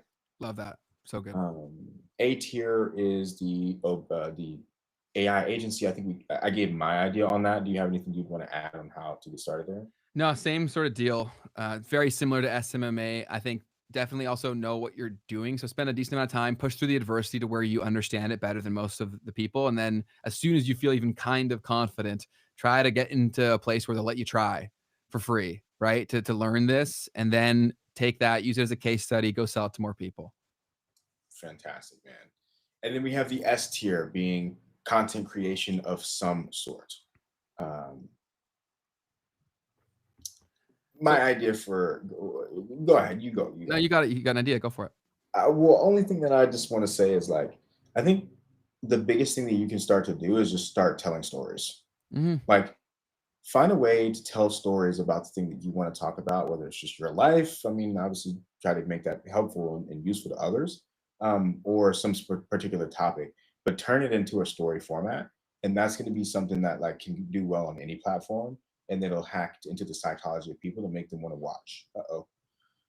I'm gonna have to What's going on? fix Oh, that. no. But We lost him. but yeah, so that's what I would say for that particular thing is just get that going. Tell stories. I'll give different advice. So if you're brand new, you've never created content, I think that's the best advice you could possibly give. Just get stuff out there, get reps in, make content. You don't know as much as you think you know, so just start making something so that you actually learn. My other piece of advice is if you're an existing content creator, but you're poor or you're not making money from it, then that means that your real problem is the business understanding off of that. How do I leverage this traffic to be actually something that is economically sustainable and viable for me? And so a lot of people out there that are good at content, they don't have the business acumen. And so they're wasting so much money. So you really need to know a lot about a lot, but luckily there's so many tools and resources. Like our show is free. ChatGPT, I think, has a free version. Like there's so many tools out there where you can learn very quickly. You just got to get close to the target. That's really why we created the show in the first place, was to allow you to be far closer to the target more consistently by sharing every time we've been off, because there's been so many times that we have. So that's what I'd say for content in particular. Oh, one thing I forgot to mention on the content creator piece he's back. Nice. Is the fact that live shopping is a very big thing too right now, where platforms like Whatnot, Platforms like TikTok Shop is a great way where you really don't need to think that much or create much content, and you can still make some decent money. That's also huge in China. It's becoming increasingly more popular here in the West. And if we do follow the trend that they've started, it'll become an increasingly big thing. So that'd be my advice for content creation. Just start, learn. There's so much to learn. And then we got Web3 here. So I think Web3 is going to play a role in all of these things. I think Web3 is going to be the thing that's incorporated in all of the things we talked about for the most part. So that's another way to stay on the forefront is like, if you truly understand the evolution of Web3 tech, you might be able to be the first one solving this problem to figure out a creative way to involve that in a way that actually makes sense. So definitely something to keep an eye on. Yeah, that just made me think of two totally different things. So when it comes to Web3, right, like you can apply that as like the niche, right, for any of these different things that we're talking about. Very So true. if you have a particular, affinity towards Web3 content or Web3 technology, then yeah, you can just create stuff in that space. I've got a guy who's working on something really cool. Gosh, so this is why it tied in. He's working on a clothing brand, right? So e-commerce, but for crypto stuff, right? And like, so in e-commerce, this was the other thing that I meant to bring up before, is like in e-commerce, the one thing that I think you could actually get away with doing nowadays is this print on demand concept. Because what that's all about is like, okay, so print on demand is where you like come up with a design and then you put it on a t-shirt, all right, and then people buy the t-shirt, right? And you don't even have to necessarily do anything. There's like these fulfillment centers that will go out and print the t-shirt for you. Now, the reason I say that low key that actually might be the one thing that actually would still work today is because it's kind of like the meme coin stuff. Like it's purely just like hacking into culture. Yeah, it's marketing. Right? Like what are the things that people just like love to represent? Right? That probably won't ever go away. You being able to do that really well, I think doesn't go away. And that's a skill set, is a whole different skill set on its own. Yeah. But anyways, it made me think of that because I mean, yeah, so Web3, right, is just a niche within all of these different things potentially. I don't know if you could go out there and go gamble, you know what I mean, on some Web3 stuff. You can go on Polymarket and play around. But in e-commerce, just as an idea, like how many people are really going in on that? Hopefully he doesn't get mad at me for saying that. But anyways, yeah, cool. 100%. We important that you brought that up, because what was the point that I was trying to make? Oh, yes, why print on demand is really important to bring up, and we should have had that in the list too. I guess it's part of ecom, is because it solves the whole inventory problem and you needing capital up front, because what happens is you don't actually get the shirt printed until somebody's paid for it. So your margins will be significantly lower, but your risk is exponentially lower because you're not making any risk until you've made some money for the most part. You can also do that with books too. So like info products, that's a thing that you can do as well. And yeah, great point. But that's pretty well it, man. Do you want to jump into the news now? Yeah, and someone brought up clipping, and that's just falls into content for me. Yes, I would agree. Cool. Let me see real quick. All right, so a couple of things that I thought were worth talking about today. We had the president's child, I guess I don't call him that, this is his son, talking about how there's a Bitcoin mining facility which he claims mines 2% of the total Bitcoin supply globally, and he's giving a tour of this facility. Now, I'm not sure exactly whose facility this is that he's showing off. Hey friends, Eric Trump. Welcome to American Bitcoin. That's their company, isn't it? Facility. I guess so. In Texas, using American energy to mine Bitcoin right here on American soil. We could not be more proud of this facility. 35,000 of these servers right here, all liquid cooled, securing the network, mining Bitcoin. Every single day we mine about 2% of the world's Bitcoin supply, and we safeguard it every single day. So when people say that cryptocurrency is intangible, it's not. It's very tangible. And this right here, guys, is living proof. So say what you want about the guy. I think that was actually a really interesting point that I've never heard anyone like kind of give to people when it comes to trying to describe like what the value of the stuff is. Like that is real infrastructure and a lot of expenditure that's been put into making this stuff happen. That doesn't mean that Bitcoin inherently has value, but it definitely gives you a little bit of a sign of like what humans value it at. So anyways, I just wanted to kind of share that because I thought that was kind of Interesting. Yes. So, So American Bitcoin was founded by Eric Trump and Donald Trump. okay, cool. So, the president of the United States, right, is going all in on this Bitcoin and even in Bitcoin mining facilities. So, it's 2025. That's all I'm going to say. It says that it's majority owned 80% by Hut 8 Mining Corp, which is a Canadian Bitcoin Okay. mining firm. Interesting, tied to Canada. And the Trump brothers plus their prior venture partners hold roughly 20% of the rest of the company. Gotcha. Yeah, Hut 8 is pretty big, I'm sure. They must be if they're dealing with this. Yeah, it looks like they're publicly traded as well. So, all right. The other big news item that came out over the past week was a representative in the United States of the House actually introduced the Bitcoin for America Act to Congress. And this will be an act, a bill that, if it were to get passed, this is just one random representative introducing something, to be clear. But if it were to be passed, this would codify the Strategic Bitcoin Reserve Executive Order and improve custody, meaning that like the US government has to actually figure out how they're going to take custody of this stuff and not just like have it in random wallets all over the place. It's going to allow for taxes to be paid in Bitcoin with no capital gains. And it's going to allow all Bitcoin that's paid, right, to be held by the US government for a 20-year minimum. Wow. Okay. So this is massive because this, if it were to get passed, would actually make the Strategic Bitcoin Reserve a part of law. Okay. Wow. Not just an executive order, not just speculation about what happens next. It would be in law. So just wanted to share that with everybody. Massive. There's so many of these things happening every day, and people are so bearish. Yeah, dude. I mean, like, it's a whole nother level right now of what's happening, and it's kind of weird. It feels like a play. Yeah, it does. I was saying that last night, man. I was like, this whole thing just feels so fake. And like it is like we're watching it play out in real time. And recency bias, we talk a lot about cognitive biases on this show.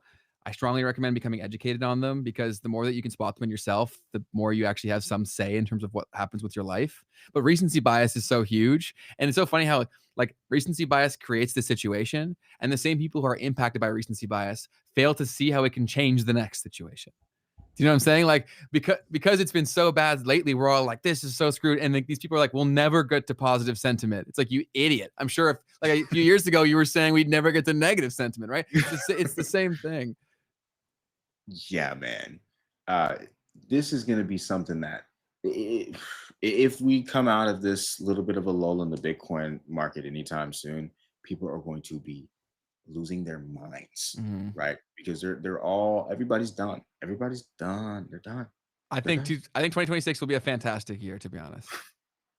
I love your level of faith in what happens next. I think at this point now, that could be the Max Payne theory, right? Totally. They all have to print money, man. They all have to print money. And that too. And so this kind of brings me into one of the next pieces, which is that, well, first off, I didn't have this down, but Japan just passed like a stimulus package, I believe. Pretty big. Yeah. Their rates were soaring. The long end of their rates was going way higher. Value of the yen not doing as hot. And so they needed to stimulate their economy. And so they passed the stimulus package, kind of stabilized the foreign exchange markets as well as their 30-year yields or 40-year yields, I think is even what they have. And that, means more money coming into the system over there, which will obviously lead to a spillover effect, more money in the system globally around the world.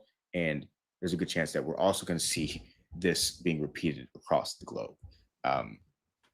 The odds of a December rate cut, for instance, in the United States, have actually just gone up drastically. Yes.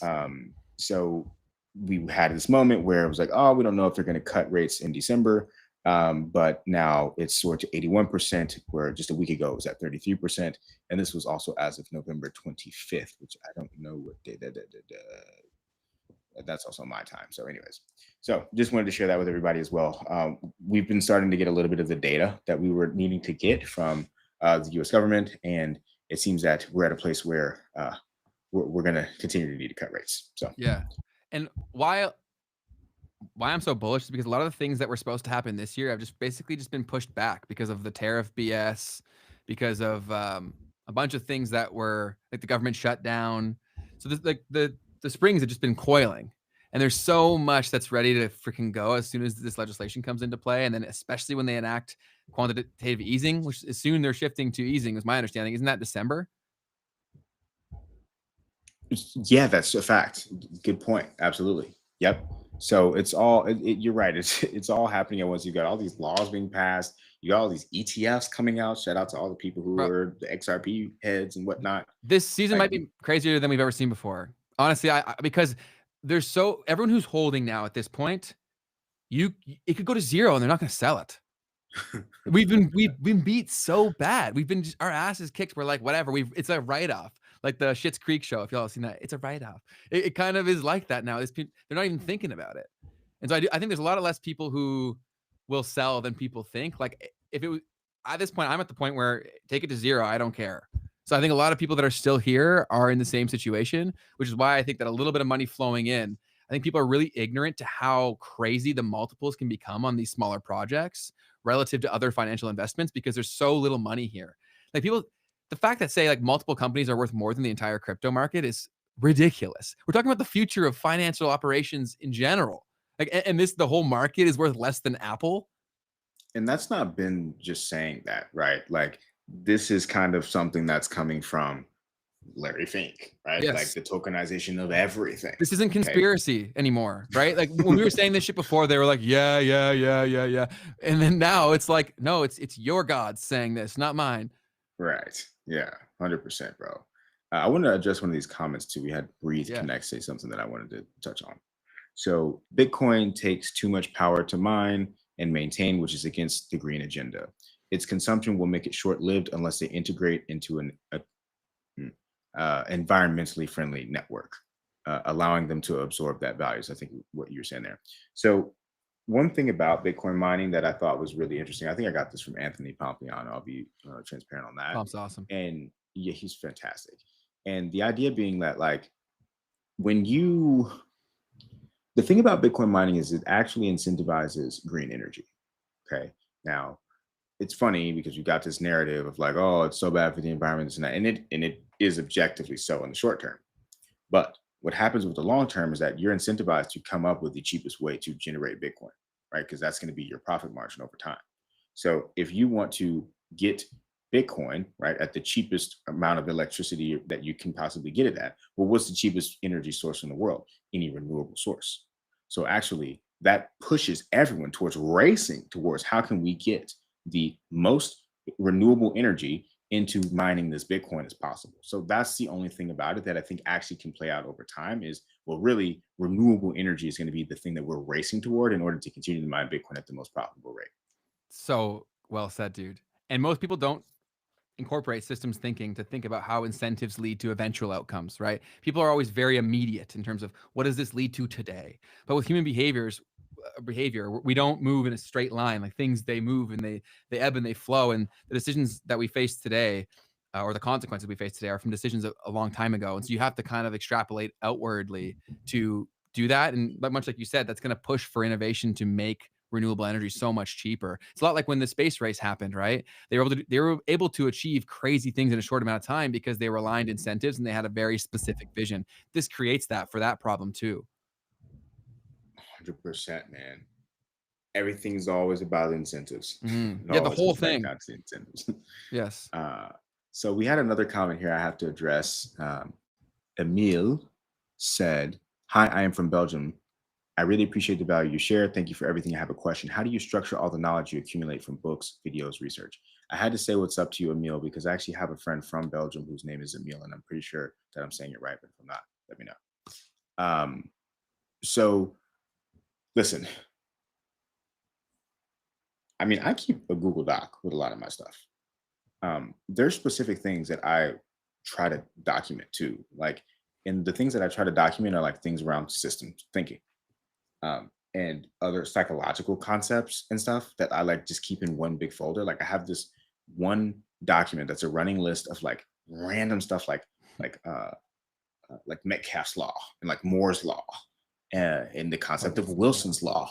Like these aren't things that actually relate to one another in any way or shouldn't belong in the same document, but it's just like higher level like thinking concepts for like how to live my life. Wilson's law, for people who don't know, is the idea that you learn, and that will lead to you earn. So just learn as much as you can, and then that'll lead to earning. So anyways, just wanted to point that out because whatever. So I'm putting all that different kinds of stuff into one document. And that's one of the big things I do when I take notes on the books that I read. I keep also those notes, I put them into Google Drive as well, so that when I can say, oh, where did I think of that from? Where did I learn that? I go back to my Google Drive and I type it in, and then I'll find, oh, okay, that's where I learned that. Okay, cool. Love that. I'm a big user of notes in general. I use a notes app on my phone all the time. And then the other thing I would say is don't stress so much about obsessing over every word or remembering everything. All language is, meaning all concepts are, is just a feeling state, right? It's like energy, frequency, and vibration. I'll catch y'all Tuesday. Later. Great to see you.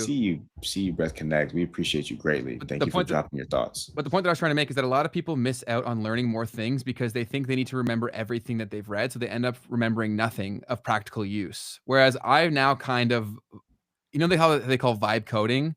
I basically vibe consume content. Where I'm letting it hit me, and I'm present, and I'm here, and I'm not obsessing over if I don't know one word, because a lot of people make this mistake when reading. They won't read certain books because they're like, there's so many words that I don't know. If you didn't have a relationship that was negative to not knowing a word, you wouldn't care, and you'd probably understand the core point of what it meant a minute later.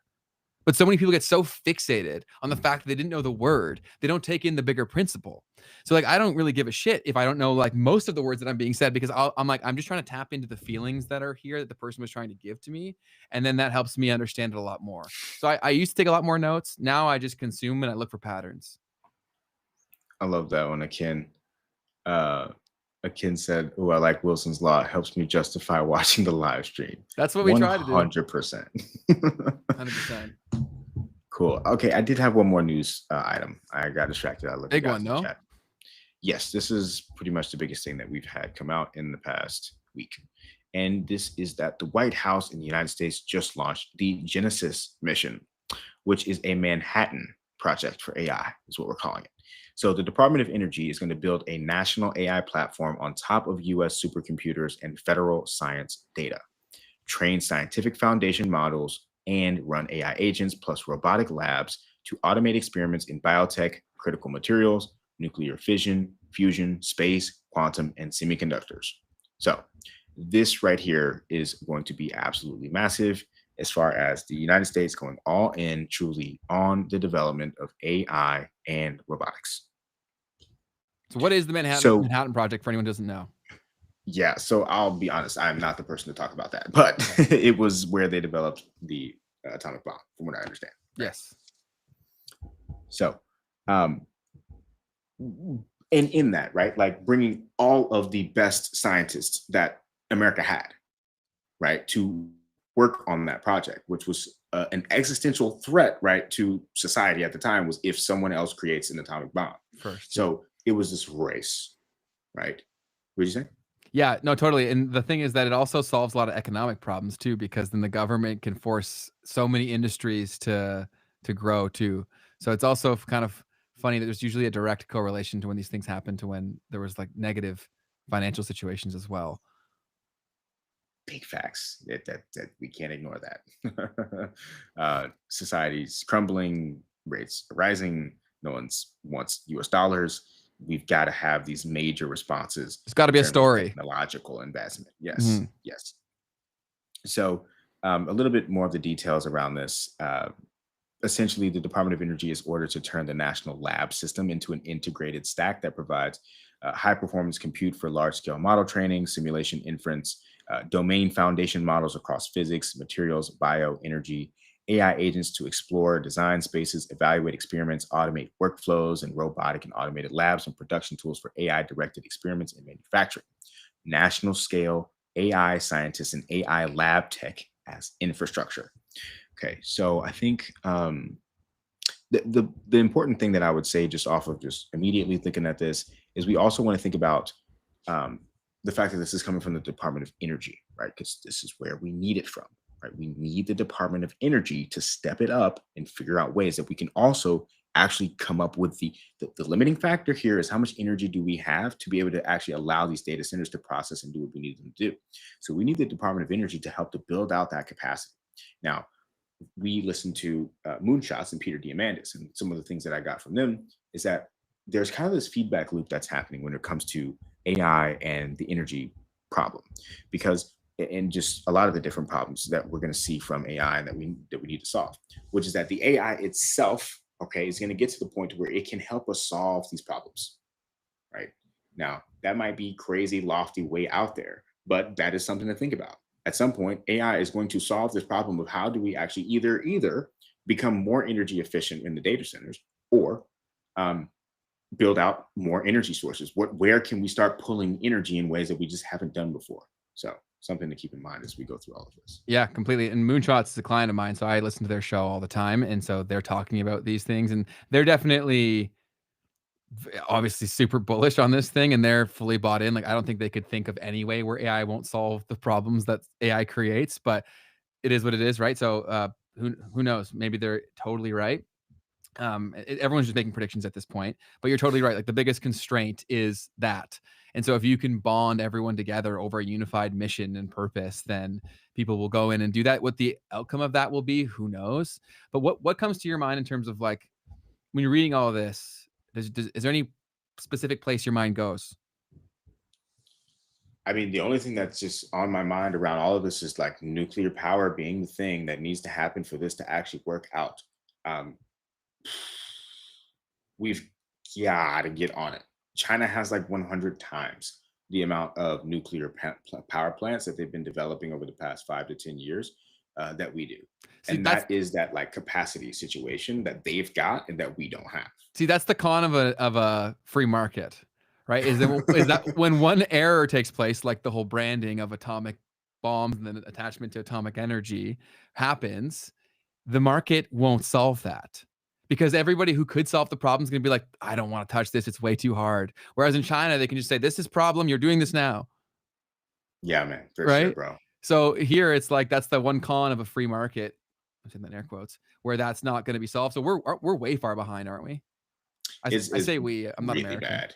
Okay. Yeah, well, it's the Americans will tell you it's the fight with the West. Yeah. Needs to bond together and beat China. So, yeah, dude, it's crazy. And I learned this from Joe Lonsdale, who was the co-founder of Palantir and other big companies, huge VC now. This concept that like they're way ahead of us on energy, and that's not even just like an AI thing. Like in general, right? Because here's what's happening too. The problem is that now our rents are going, our energy bills are going up because we don't have enough excess capacity for energy. So not only does this have an impact on where we're at in the AI race, but this also impacts the actual societal fabric as well, right? Now you've got social unrest. Now you've got other issues that can come up and bubble up because we don't have the same amount of energy capacity that China has. So it's the same reference that we gave to when we were talking about social media marketing that happened with Facebook ads, right? Where the dynamic changed, but this is not an optional expense, right? Like, advertising is an expense that makes people more money and something they don't need. Energy we all need. So this massive change in the variables that are here are screwing over people that aren't involved. And so naturally that's another massive problem. Yep. Salim mentioned stealing the energy from residential on the podcast. Maybe he was joking, but kind of had me wondering.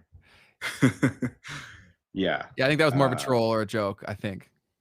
Yeah, I don't remember that exact moment, but it's like, I mean, at this point, that's like what's happening. So, yeah, I mean, we're not far from having, from what I understand, right? I'm not an expert on this. We're not far from having to where we're going to have to start dealing like blackouts type of stuff because of the fact that like we're building these data centers that need all this energy and we don't have it. So, I mean, this is a problem that California has without, I mean, maybe they just do have a bunch of data centers and that's part of the problem, but California's having blackouts as well. And this is something that I'm getting from the Moonshots podcast, but they were saying how it's actually gone down a lot over time, the amount of blackouts that California is having.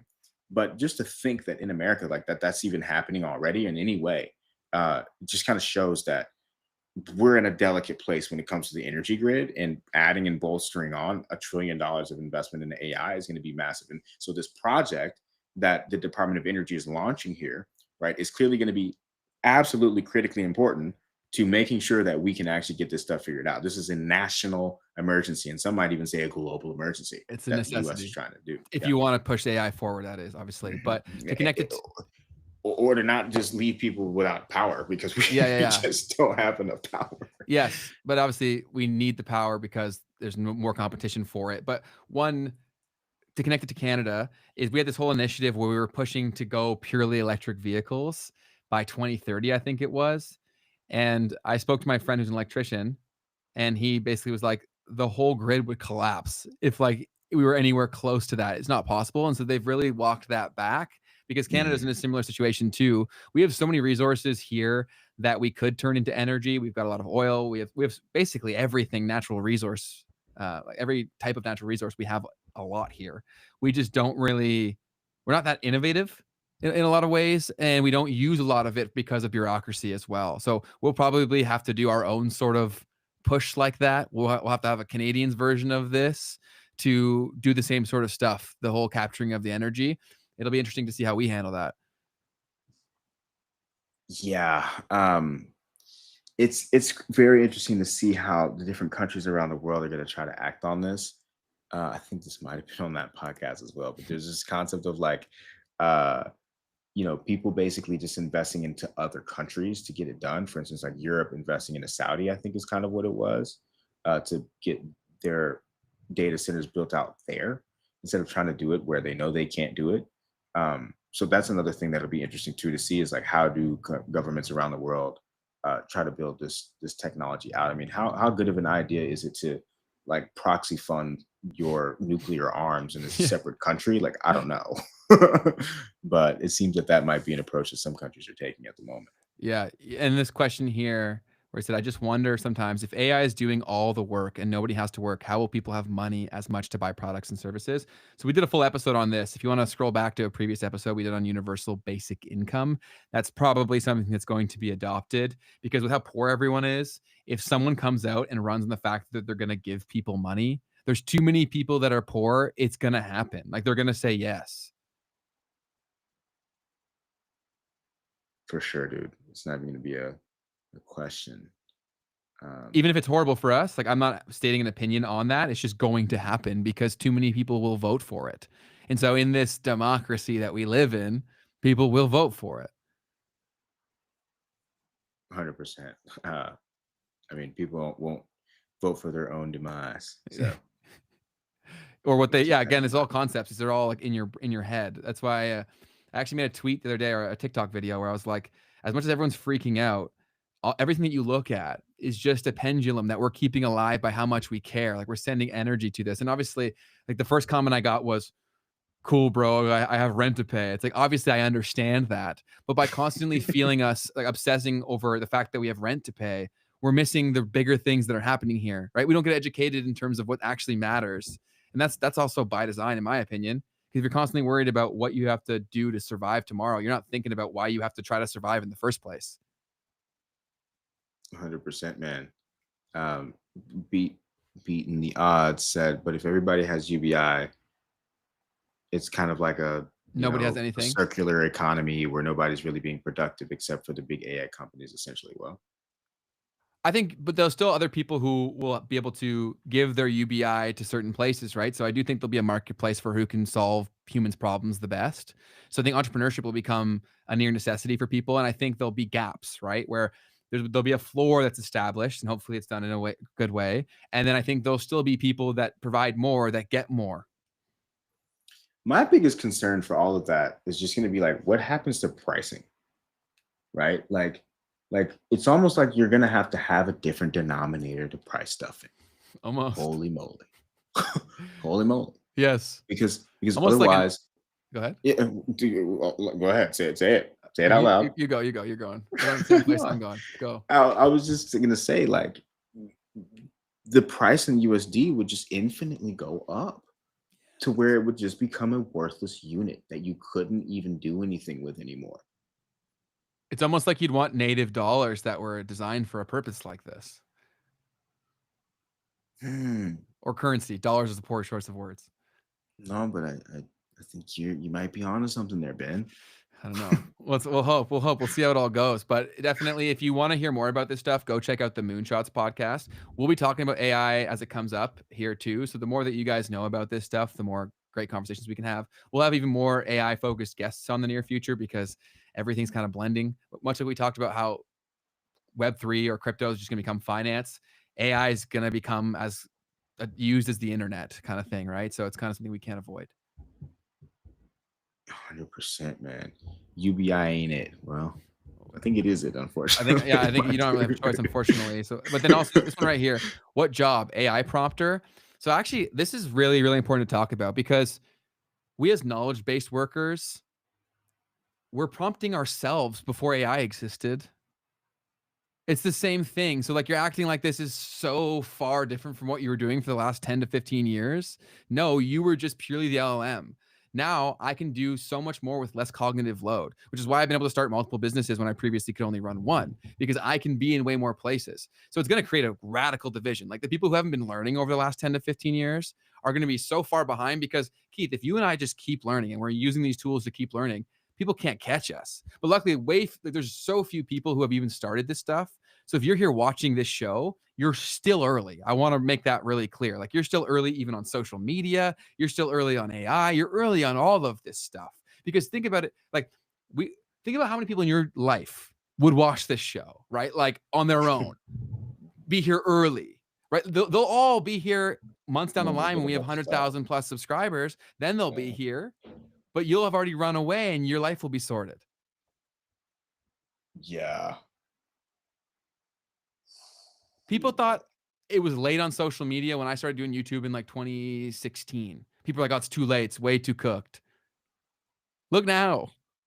This is probably one of the most interesting things about human psychology. I wonder if there's like a specific, I mean, there's probably several different concepts to talk about here. I mean, obviously social proof is like the major underlying theme, but like this idea that like the best time, right, to take advantage of these things, or rather like Bitcoin, like it was always feeling like it was too late. But that was always just like not the case. You continue to go in the direction of growth and growth and growth. And so you delaying, right, getting in has just exponentially ruined your chances to take advantage of the opportunity that there's there. Yeah, and sunk cost fallacy is a very big thing, right? Where people, because they missed it, they're now, yeah, that's a hard thing for people to break through. For sure. So just one more here. I guess that is what it is. Yeah. It just seems like we're being set up. I want to be optimistic and try to see the positive, but seems like a setup. So let's play hypothetical scenario here, right? Even if it is a setup, what should we do about it? Right? The better that we're informed, the better we know the moves that the setup would be playing. And if we are doing enough with it to convince enough people to vote for the right things, that's the only chance we have. So even if it is a complete setup, and so as everything else we've ever dealt with in our entire life, we just didn't know it. Or there weren't enough people saying that it's a scam or a setup for you to believe it, right? Because the one person who did see something through the window, everyone else would say, no, you didn't. Because they were taught and told to. Now enough people are waking up, right? Where there is a chance. I think that it's a pretty pivotal moment in history right now where people need to collectively take it seriously. Because if they just say, oh, we're screwed, then what if we had a chance and we never find out? I think like you know, you call me a somewhat optimist, but I'm definitely very pessimistic. Yeah, I don't think you're an optimist. When did I say that? Oh, okay, cool. Well, so I'm relatively pessimistic, but like I also will have that pessimistic conversation while still acting in the optimistic way, right? So which is okay, what if the world just ends in 30 years because of this stuff? Like we're just done. We don't need humans anymore, like new life existence with no more organic being. Well, that's fine.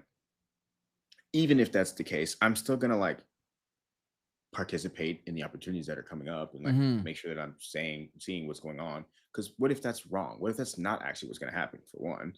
And then also, how can I just make my life better in the meantime? Yeah. So, uh, yeah, It maybe it is a setup to something worse for humanity, but it's happening either things have way. been getting worse for a Yes. long time. I guess And they've always kind of just been getting worse in here's that another thing regard. too, teeing our episode up for Thursday, where we talk about central banks, right? Central banking was a system that was created by a few people out of thin air. That was alchemy, right? To control basically the entire world.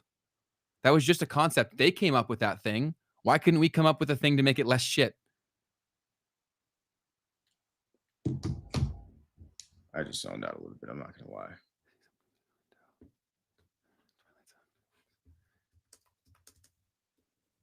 It wasn't a Twilight Zone reference.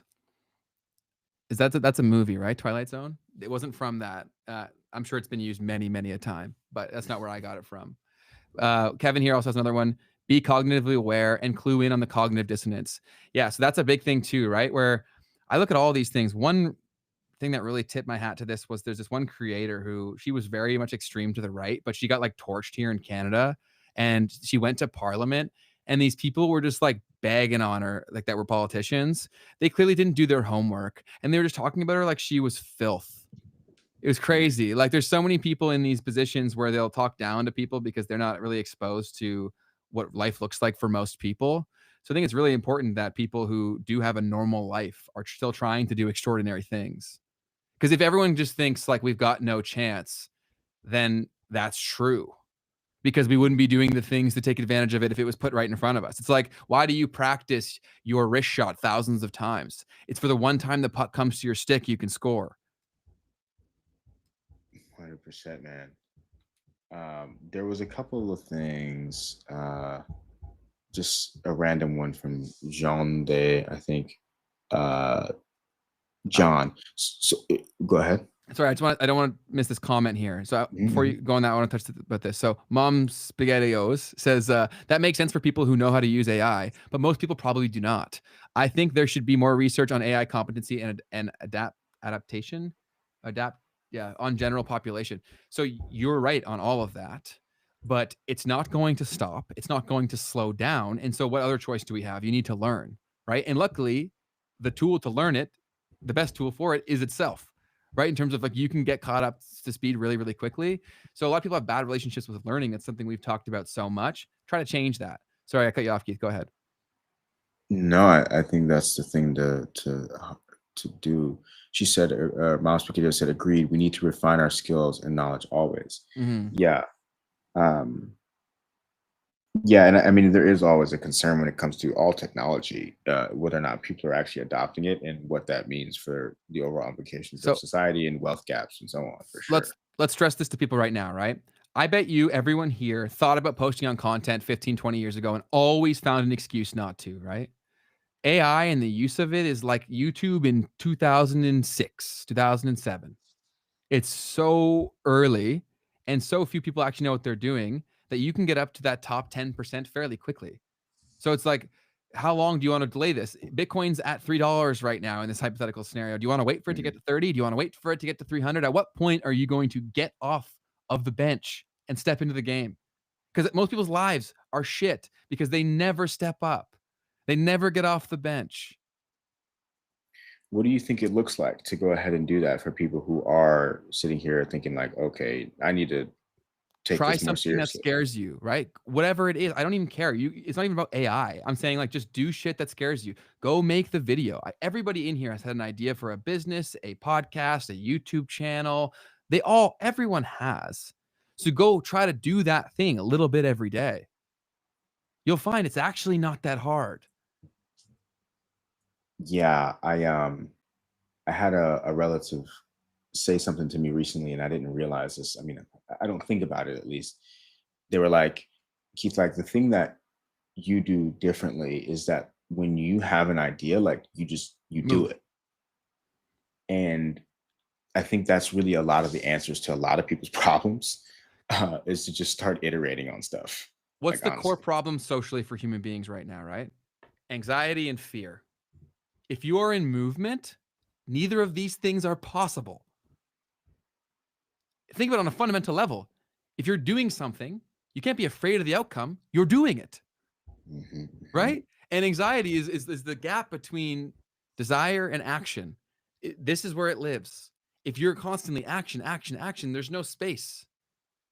Do you guys think there will be polymarket experts who will make millions? There probably already are. Yeah, they definitely already exist. Yeah, 100%. And I mean, it's not really any different than any other information game that you're playing, like the stock market or 100% gambling. Totally, thing. 100%. But